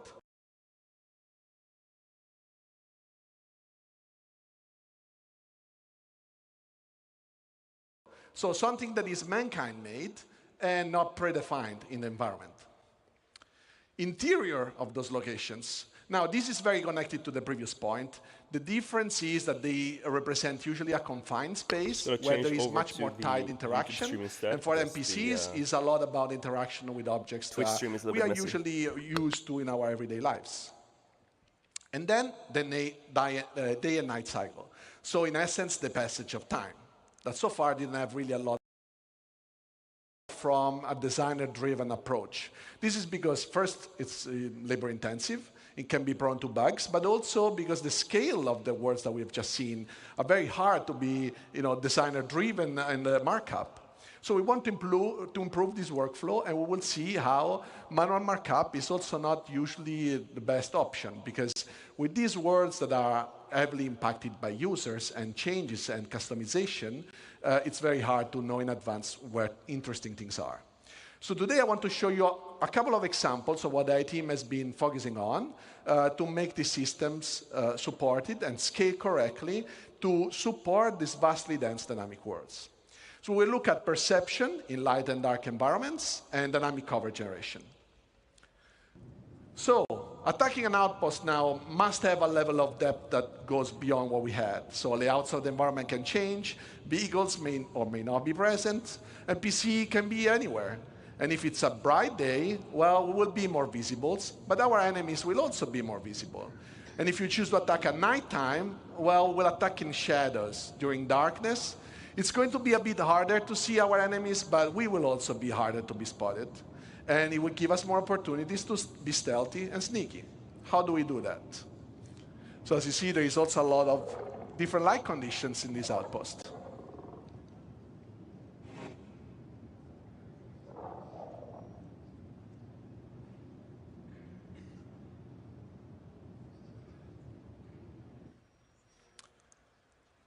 So in this scenario, we will start look at how perception is impacted by the day and night cycle. On the planetary surface, as we've seen in the outpost, natural and artificial lights are the two elements that will impact vision. And knowing that, you can use this to leverage your gameplay style to exploit basically all the environment. So what is perception? On the NPC level is the combination of data that we collect out of the senses. And vision is one of the senses and just tries to, in a way, simulates the human side ability. So designers can already tweak the perception in different ways. And one way is defining how quickly NPCs can understand what they're seeing. And the light condition have a direct impact how quickly an NPC will fully understand, for example, if there is an hostile in front of them. And obviously, there is condition of light that designers can control, and some others, like the day-night cycle, that they can't. So in this video, we'll see two main elements: the graph on the top left and the two colorful cones. The graph on the left basically represents the current light level the NPC is in, and the current multiplier this light level generates to speed up or slow down the NPC perception and understanding. The two cones instead represents the primary and secondary FOV. The red color means that if you stand in that location, it will result in NPC reacting the slowest to you, and the green color instead represents the quickest response. So during the night, NPC will have a hard time to understand and foresee and see things, but if they have flashlights on their helmets, they can turn it on, and this will impact their primary FOV, making still the peripheral vision a bit more uncertain. And as you see here, first of all, the NPC is patrolling with his domesticated friendly copion. This is because he wants to exploit the vision, the night vision capabilities of the animal, and it's kind of our tier 0 pets. So we will now look at the cover system. That is the next dynamic things that I want to show you. So when we introduced planetary navigation mesh the first time, our goal was really to create a systems that would support and process the environment in a very dynamic way. Our planets are just way too big to statically export them and process them, first of all. And then their regions only exist when somebody's there and the NPCs are there. So essentially, environment has its purpose only when life exists. Also, let's keep in mind that even if we could export dynamically and statically those planets, so processing dynamically all a static version of the planet, this would be, first of all, wasteful and on the memory side and time-consuming. And also because we have a lot of runtime modification of the terrain, this would require us to still reparse it at runtime, and pretty much that will be almost all the time. So to generate the cover data, we want to leverage the navigation mesh system. And what we do is, as you see here, the blue polygons are basically where NPCs can walk, and the green ones are what we call cover surfaces, that are our simple representation of the environment, what NPC uses to understand if they can hide behind something and if they can shoot from some positions. So up to now, we have an approach where designer would be a designer-driven approach. Designer can define in the locations where cover was interesting. They could mark it up, either the location itself or prefabs, and then with a special entity that would just sample dynamically the environment, but would still be designer-driven. This is obviously a good approach it's also a standard approach in gaming industry, but what about all those organic and inorganic elements that get scattered with a new system? Like if designers want to iterate on these ones, for example, and they want to change the physical data sets, those scattering tools will just change completely the layout. And what we want is that designers can do this change without being afraid of doing it because the gameplay was, predefined and controlled, and now they can just make something beautiful but also fun. Besides that, yes, we did have a prefab approach where you can build stuff out of small building blocks. This is obviously a good approach because it's in a way, you can build stuff out of smaller version, but this creates a lot of unnecessary data. Imagine a crate, and we can say that the crate can generate cover. Now we stack 100 crates, and what happens? That we have a lot of data to generate cover that we have to process, throw away. This would just waste CPU cycles for nothing. This is why, until now, you also couldn't find an NPC in a forest like this one and see them hiding behind a tree or a rock. So enabling the dynamic generation of covers on the planet allows us to exploit all the elements of the environment. Whenever navigation mesh generates, NPC can now have a chance to fight with you hiding behind available elements. Boulders, rock, walls, and are all useful elements right now. However, we don't have to limit ourselves to static geometries, but also vehicles can be used for cover. And as you can see, this is dynamically generating while the vehicle moves. So be careful where you park your Ursa, because now it can become a source of danger for you as well. Last but not least, these systems can be just used on all the different type of navigation mesh we have, so not on the planet, but also, for example, the interiors and everything you guys construct. Because obviously, you guys will build your own locations, but you don't really mark up stuff, or you don't want to decide that, because that's going to come automatically out of the system. So I want to show you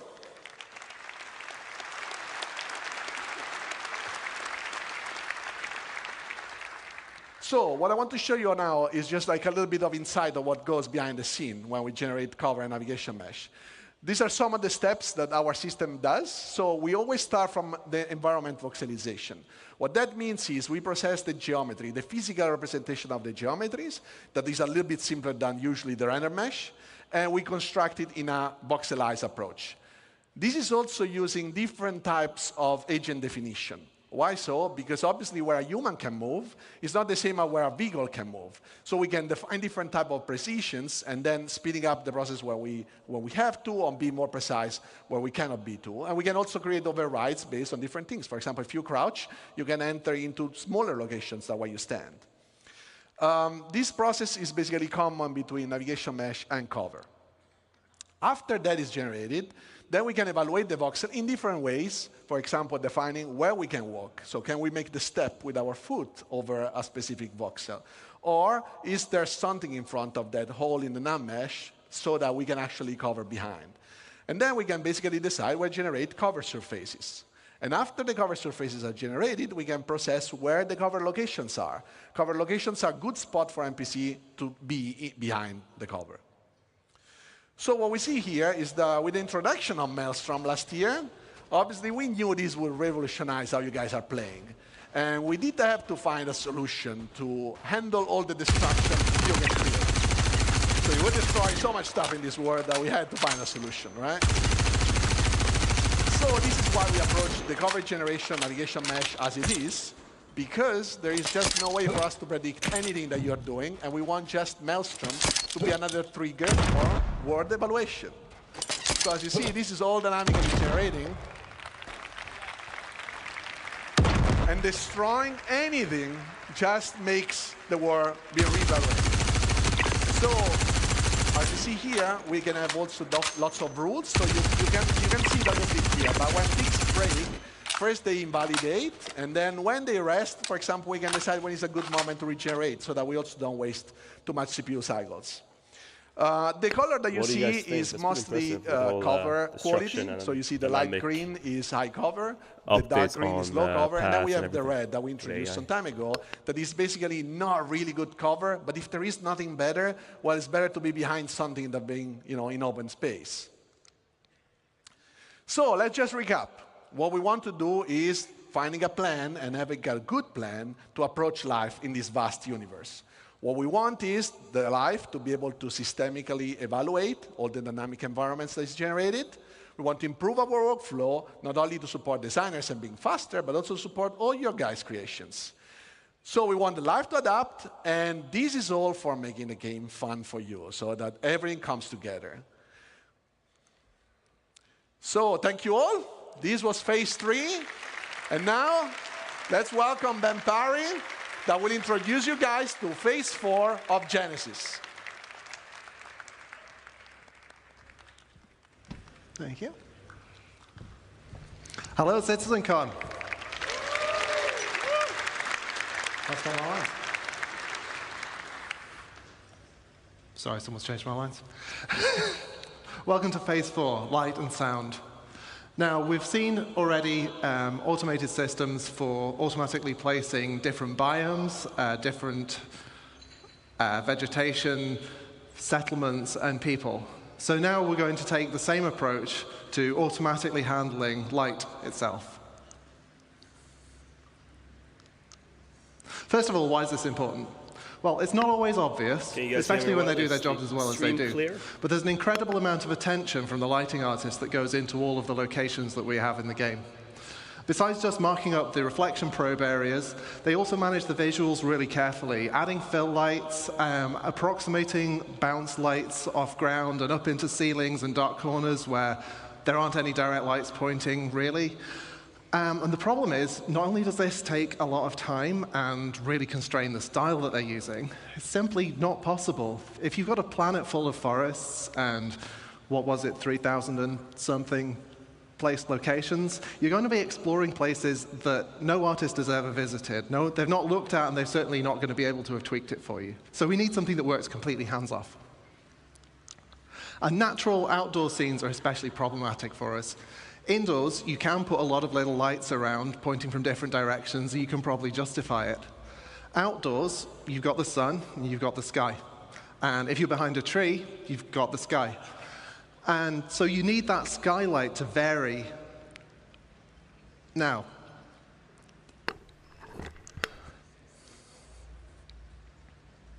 so this is the forest as you'd see it without the GI system.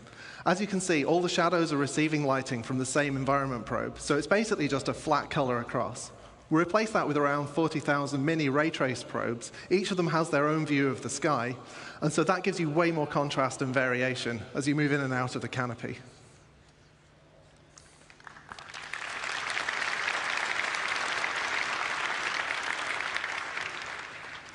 Now, there are a couple of other pieces of the puzzle that we've been working on over the last year.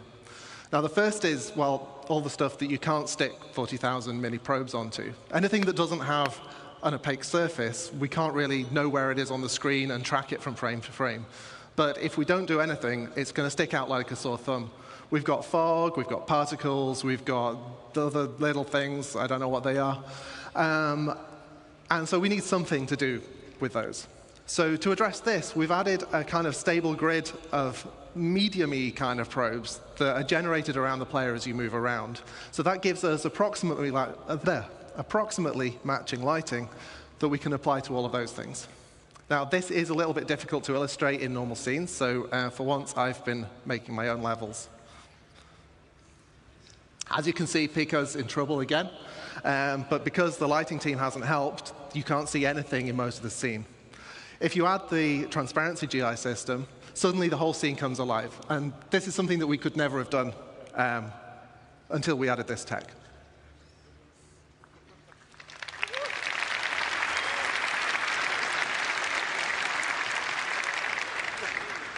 Now, the other piece of the puzzle is glossy reflections. Now, we've got a fair few shiny objects in the game, you may have noticed. And we've got the same problem that if we fix the lighting on one thing and then the reflections don't match, it's going to look terrible. Also, ray tracing reflections is really cool, and we wanted to do it.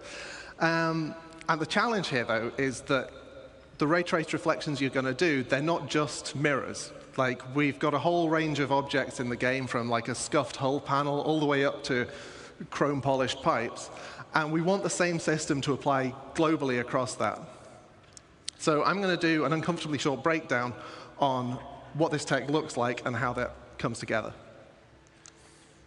So here's what we need to beat. Now, obviously, it reads as shiny, but there's this kind of fakeness to it. It kind of looks a bit like it's flying. So let's see what the ray tracing looks like. Yeah, it's really noisy and horrible. We need to clean it up. So what we do is we let pixels share their data in space, and then also in time to clear up the final image. And then we let the game's normal anti-aliasing just kind of clean up the last stuff and carry us over the finish line. And that's how you make a chrome penguin.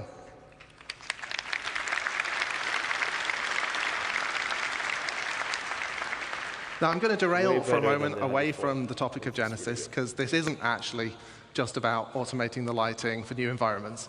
This is also about pushing quality in areas that have already had all of that work done by the lighting team.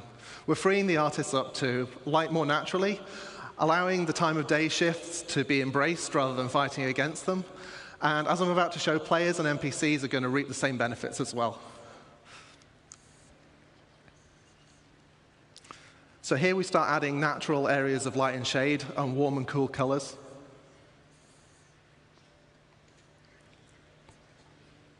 These open areas benefit in the same way as the forest scene did, adding areas of shade and areas of open lighting. Like I mentioned, the time of day shifting leads to different ambience as the sun moves. And this is the shot that I just liked.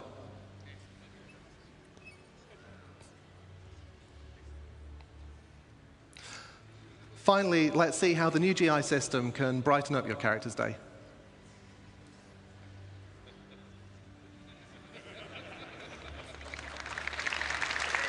And also their day as well, whoever they are. Well, I promised you light and sound, but I don't actually know anything about sound. So here's the man who does, Graham Phillipson.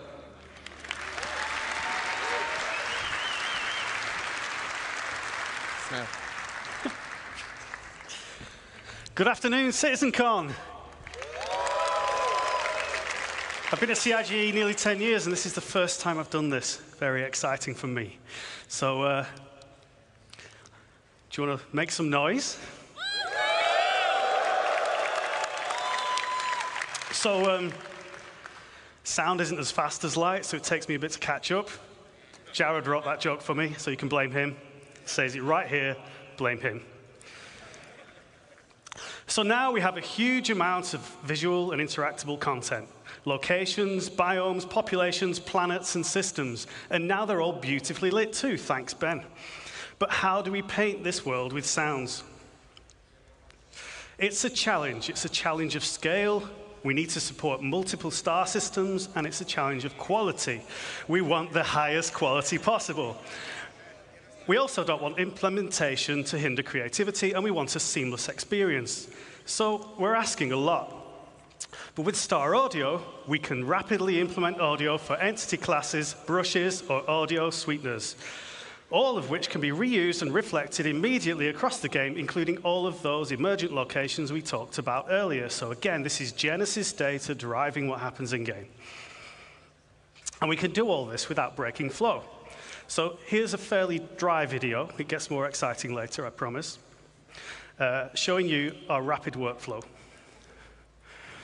So over on the left, I had to think about that, we have the Wise editor. That's where all our sounds live. In the middle, we have Star Audio editor. And on your right, we have an entity that needs some insect sounds on it.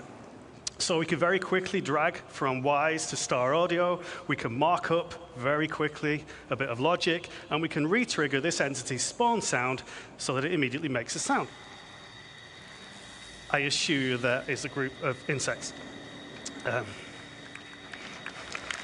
Thank you, you're too kind. If you like that one, you'll like the ones that come later. But there's a little something missing. So to add some realism, sounds respond to how they move, how you move in the world and how they move relative to you.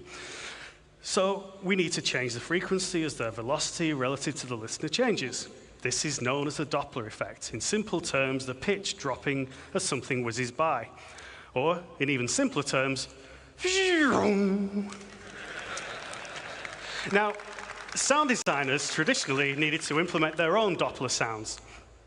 But given how fast we can travel through these rich, dense locations and the sheer number of them, we can't afford to be doing that any longer. So we've created a systemic Doppler solution. And I'm going to show you that now, the only way I know how, by putting a big Benny noodle machine on top of a mountain. I love these kind of things when they procedurally or dynamically create sound. That's exactly what they do.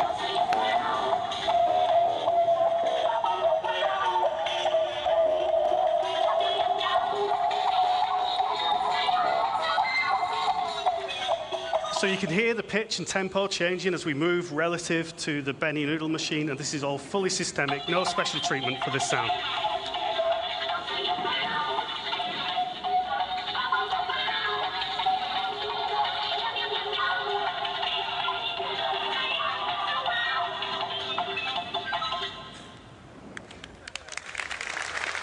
And I expect the noodle bar to be very busy after that commercial. So, how does it work? Well, the listener is surrounded by variable time delay buffering, not the horrible kind of buffering you get on the internet. This is a really nice kind that helps the game sound good. Each buffer represents a section of the sphere around the audio listener, and the audio is mixed into these buffers at a position that is appropriate to the object's position in the world. Changes in the position are applied to the delay buffer by interpolating the audio data. But that's not all we're doing here. Now, I know there was a bar citizen yesterday, so some of you may not be thinking as fast as you might normally, but you may have realized that by buffering the data in this way, we're not just creating a speed of sound, we are not just creating a Doppler effect, we are indeed, and I just spoiled my own line, creating a speed of sound effect.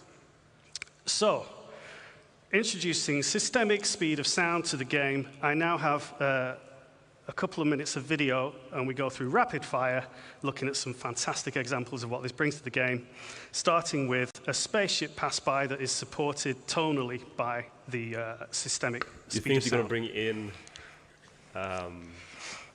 no audio in space and the vibrations when we hit that guy extract?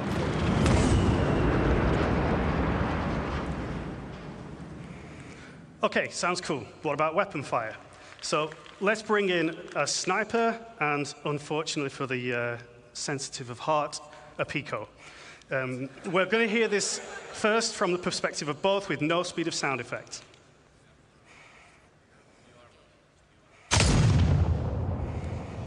Okay, so that's, if you were at the Pico perspective there, that's how you'd hear it in game right now. Let's hear it with speed of sound enabled, and this time we're just going to listen from Pico's perspective. So Pico's down before he even hears the shot. But don't worry, he's not dead. Okay, let's finish him off.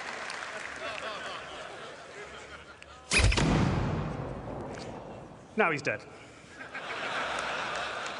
And as the voice of Pip's Power Up, I need to get some proper placement in. So there's one more example for you. Now finally, oh, not finally, we have ship weapons, so listen to the fire rate as the ship approaches the camera here, giving you a bit of a sense of threat.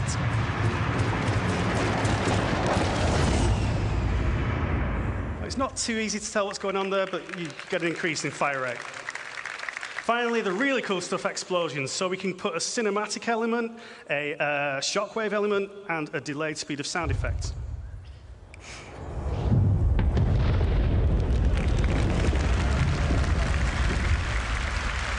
And that's way too cool to do just once, so we're going to do it twice more from further distance.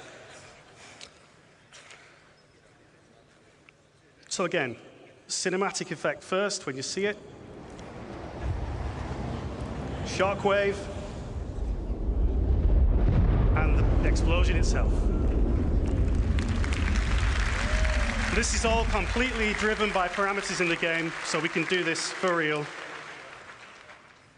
whenever you drop a Moab. One more.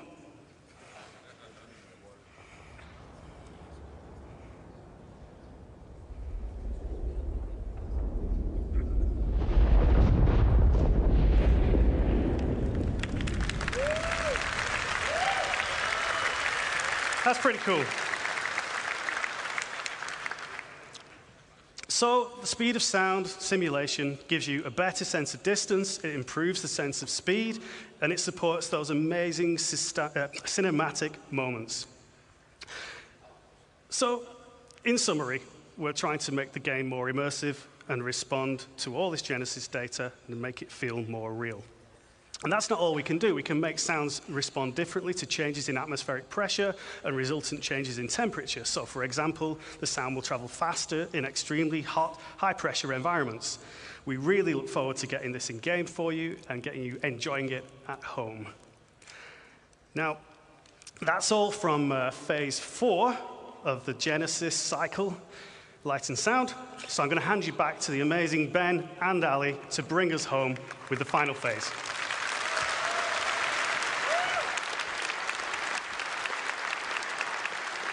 Thank you, sir. So, as Graham says, this is going to be the final phase of Genesis, and it's called Nature's Wrath. And this is where we're going to bring the very planet itself to life. So, first off, let's start talking clouds. So clouds have got an atmosphere, have got to be one of my favorite visual features of our game, and they're truly awesome. But they're also completely static. Nothing has changed with them. So what we want to bring with Genesis is the evolution of clouds over time. But this isn't just some simple scrolling animation.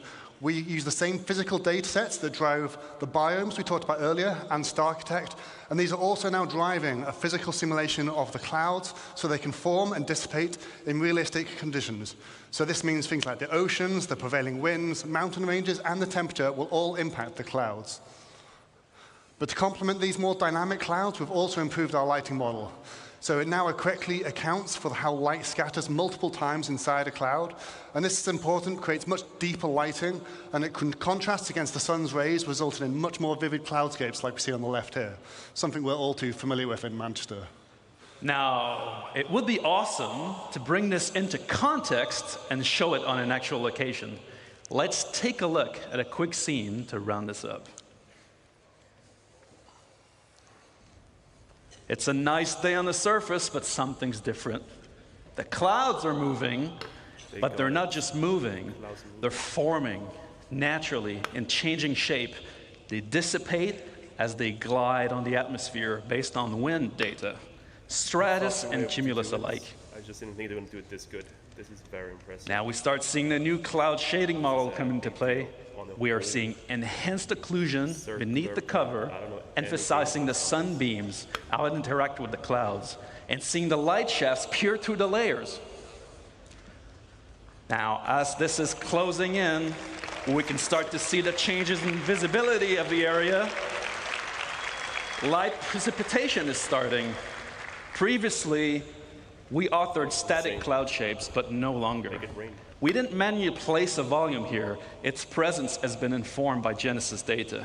Oh, and it's not just a cloud volume. It's a weather front.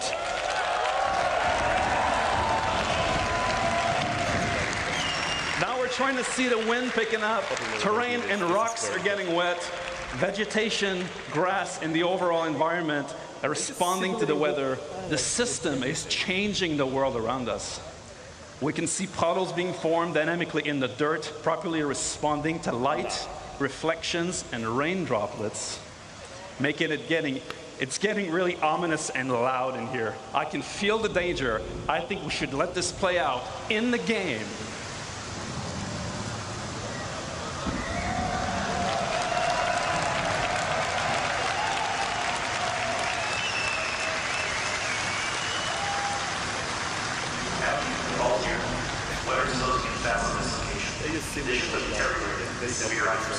We need to leave now. Get back here. No way I would actually simulate this on the current server.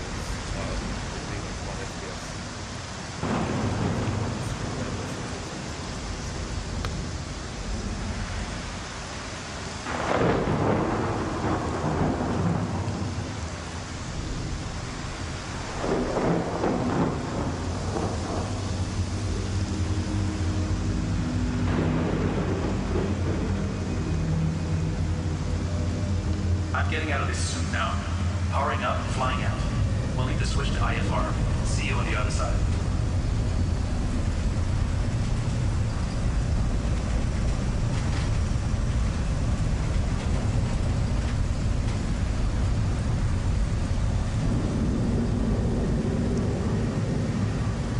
Will the weather impact the flight? That's my question.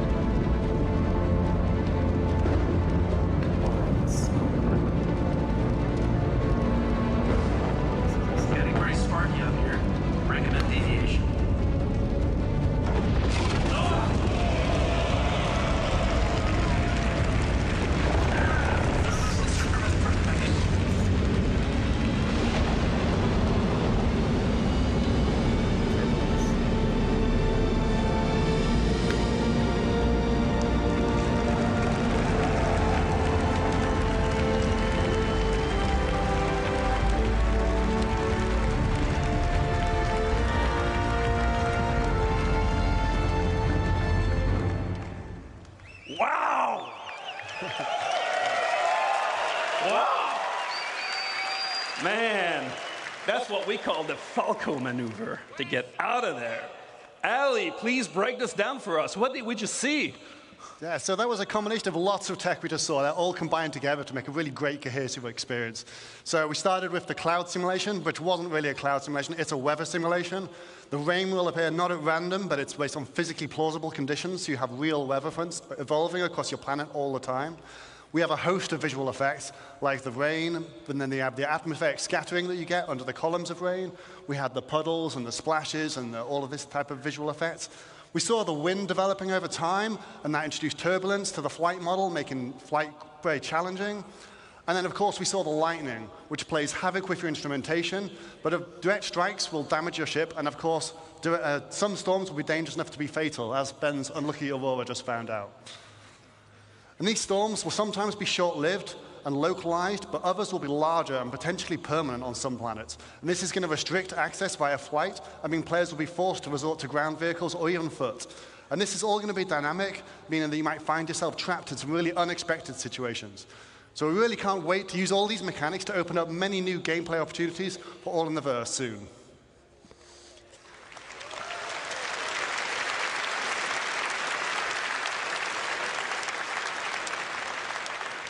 A wise yogi once said, "It's your job as a pilot to compensate and stay on course." Soon means a year from now. All right, what have we learned today, guys? Star Citizen term. We've shown you an approach of encoding the rules of nature into planetary data. We've seen biomes emerge from geology, temperature, humidity, climate, weather, the physical terrain.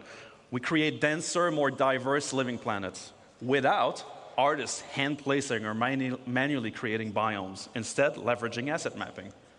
We've shown you a new way to make the game that can scale, to create thousands of Korean places for civilizations on planets that can be used for missions or immersion gameplay, without art and design hand-placing locations, leveraging world design rules instead. We've seen how populations of AI and NPCs inhabiting locations dynamically adapt their understanding of the environment without custom markup by developers, allowing the creation of more playable spaces rapidly.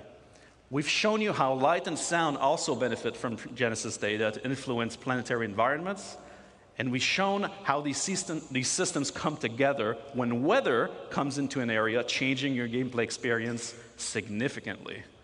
Our goal with Genesis and all of its systems is to create more worlds, better worlds, faster, by applying our tech wizardry and craftsmanship to build systems that respond to data. That's our Star Engine presentation for today, guys, for this year. Have a great CitizenCon. We'll see you in the next one.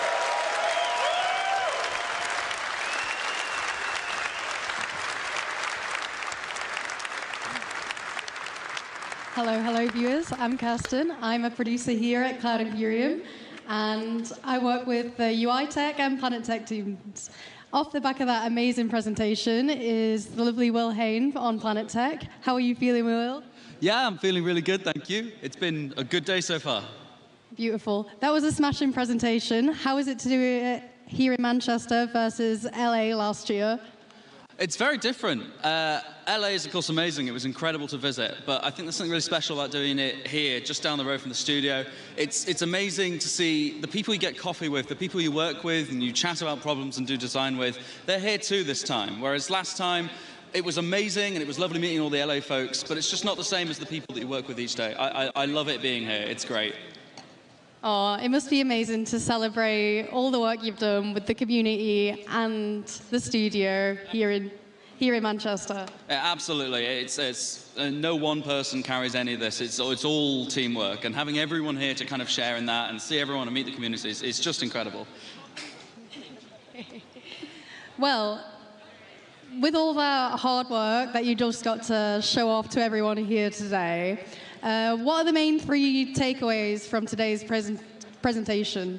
So it's like Benoit just said, the whole Genesis set of technologies, it's all about creating more worlds faster and better. We've got a benchmark. Things look great. Pyro looks incredible. But we want to be able to deliver that more. We want to be able to exceed that benchmark and do it across everything we make going forward. And the whole Genesis panel, I won't pretend that I know everything about everyone's section because they're all experts. But all of it is coming together to create a much better game and much better content for it. Amazing. Okay. So, what was your personal favorite moment from that presentation? Well, that's not fair. I love all those people. The dynamic weather demo, I'd not seen that cut. It's incredible. I love it. I have to shout out Seb's work. He makes the techie stuff that me and the Planet Tech team make. He makes it beautiful. And his team, of course, over in Frankfurt, they're all incredible. I love them all. But I can't pick a single favorite. I could shout out everyone because it all looks amazing. I don't want anyone to feel like I didn't. Very humble. So, tell us a bit more about what players can expect off the bat with Genesis. What are the biggest changes coming for them? Well, you're going to see the planets become more and more physically based. As this technology matures and is finished out and is rolled out to the stuff that we're delivering to live, you're going to start to see all of these things come together. You're going to see that cohesion that we demoed today. And I'm hoping that we're going to show you some more of the steps along the way as well in the future, where we won't just be showing you Pines anymore. We're going to be showing all that incredible stuff that Seb's been busy authoring. Together, it's just going to look amazing. I'm so excited to get this into people's hands. Beautiful. A personal highlight for me was seeing the water interaction with the biomes. Is that something you're excited for players to interact with? Absolutely. The swamp demo with the water interaction, I kind of knew it was coming, and I'd seen like the clip in the background, but seeing it there and it just working is great. I love it, and I can't wait for once those biomes are out and you can go and explore. There's so much more reason to be in the water and see it all. I'm very excited, yeah.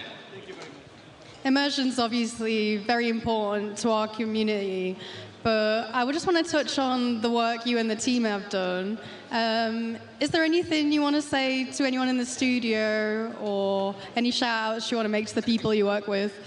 I don't know what to say about fans except come up and say hello if you are one. Back at the studio, you guys are all amazing. It's great being the person to stand up and talk about this stuff together with Ali as well, but there are so many people that go into making technology like this, whether it be the water sim and the rendering and all the people that worked on that, or the Planet Tech and all the people who have worked on the giants whose shoulders we stand on, and then the people who work today. It's not just me. We have a team. We have a group of people, and everyone brings a unique contribution. It's amazing. It's great. So thank you to everyone. Yeah, just to echo that, thank you to everyone who's worked so hard on all this tech, including yourself. Yeah. What was your favorite bit? I liked seeing the Pico get shot. Absolutely. Shoot that guy. He doesn't, we don't need him. Well, speaking of community, I think it might be time to throw over to Dan, who's checking out the community booths. Dan, are you ready for us? Yeah? Thank you, Kirsten, and thank you, Will. It turns out water is wet, and no one better to tell us than Will. Now, guys, we are here back at CitizenCon on the show floor waiting for the next panel. We'll be back in a little bit for that, but I want to continue showing you guys some of the awesome stuff we have here on the show floor. So I'm here now at the Monster Tech Sim Pit area. Monster Tech, we had an awesome promotion with earlier this year where we have these great themed chairs. Look at this. This is an RSI branded Monster Tech chair. Let's get a close in on that if we can. Look at that RSI branding. Look at me. Look at me. I'm Chris Roberts now. I'm Chris Roberts now. So let's take a look at this booth right now. We have an awesome area where players are playing Arena Commander in sort of a real 4D situation. These are haptic chairs. There's motors in the chairs. They're using our VKB branded joysticks. Thank you again to VKB for helping sponsor CitizenCon. This is awesome. We are getting to play Star Citizen in a way few people ever get to experience Star Citizen. It runs smooth, it looks great, this is awesome. If you guys are here on the show floor at CitizenCon, this is an awesome place. You definitely need to check this place out. How you doing? Doing well? You winning? I'm doing Are you winning something? I'm just trying to figure out how to fly again. He's trying to figure out how to fly again. You have to figure out how to walk before you can run, in a sense. We have a huge crowd of people here, so it might take you a little bit to get in, but this is awesome. And as you can see, continuing the branding and the theming we have here, just excuse me, guys, we have in-game posters as well. We have a Leilani Addison poster. We have our Ship Showdown posters. All the theming here is though we were on deck of the UEES Barbary here in orbit above Manchester. Now, guys, we also have some awesome stuff we're about to show you. We're going to head over to the community booth in a little bit. But first, I want to take a quick moment to also thank one of our other sponsors, Scan PC. So for those of you who are attending CitizenCon, you didn't even know this, but all of you are actually entered in a competition right now to win a free themed Star Citizen Scan PC. If you check into your bags, you have a challenge coin. Every single challenge coin in every single one of your bags has a unique number on it. At the end of the show, we'll be pulling a random number that matches one of those unique challenge coin numbers. So make sure you have your challenge coin on you. If you don't, you're going to miss out because we have an awesome themed Kovalex box themed Scan PC. I'm actually going to throw it over to Sam, who's going to check out that PC over in our interactions booth. Sam, why don't you show us what that looks like? No idea what he's saying, so I'll just wing it.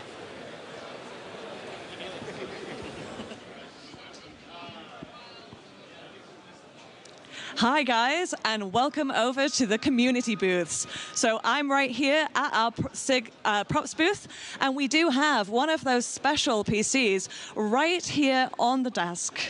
So if you guys want to see what you could be winning, hang on to those challenge coins. That is a 3XS PC from our friends over at Scan. Thank you so much for sponsoring this event. So, at the props booth today, I am here with Tom, Joe, and Anise, who are going to be working on stuff throughout the day. So, Tom, what is it that you're working on today? So we have the goodie pack that's going to be, part of the, if you bought it, you would have it. And we are doing some of the props that's going to be part of the pack. I'm doing, the stuff that we have going to have, and yeah. Amazing. So how are you finding the atmosphere at CitizenCon? Is it your first time? Sorry, I was in LA last year, and it was amazing, and I love this one even more, and I hope everyone feels the same way, and yeah. Fantastic.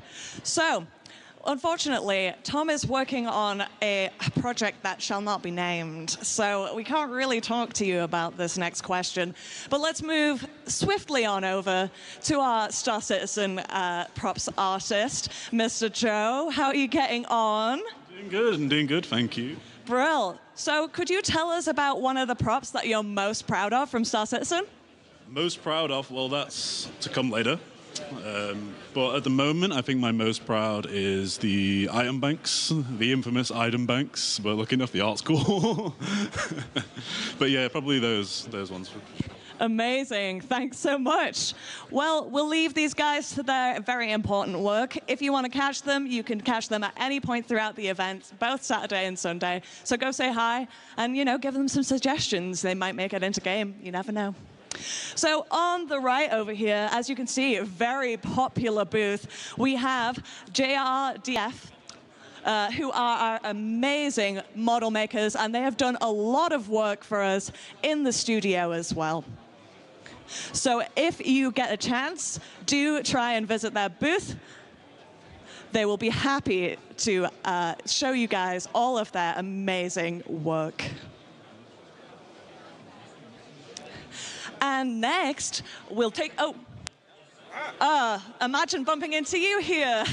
Just happy to be here, as always. I think I'm going to take over for a little bit. There's a lot of stuff that I want to talk about because I'm a narcissist. Yeah, I'm going to go over, this way, I guess. Yeah, so we'll catch up with Sam in a bit. So this is the Dan show now. Come follow me. Now, guys, as community producer, one of my favorite bits is getting to interact with you guys, the community. And one of the best parts about being part of the Star Citizen community is being part of an org. And one of our first orgs we're going to look at today is Nova. Now, Nova is one of our awesome orgs that has a community booth here today. You can see they're giving a ton of stuff out.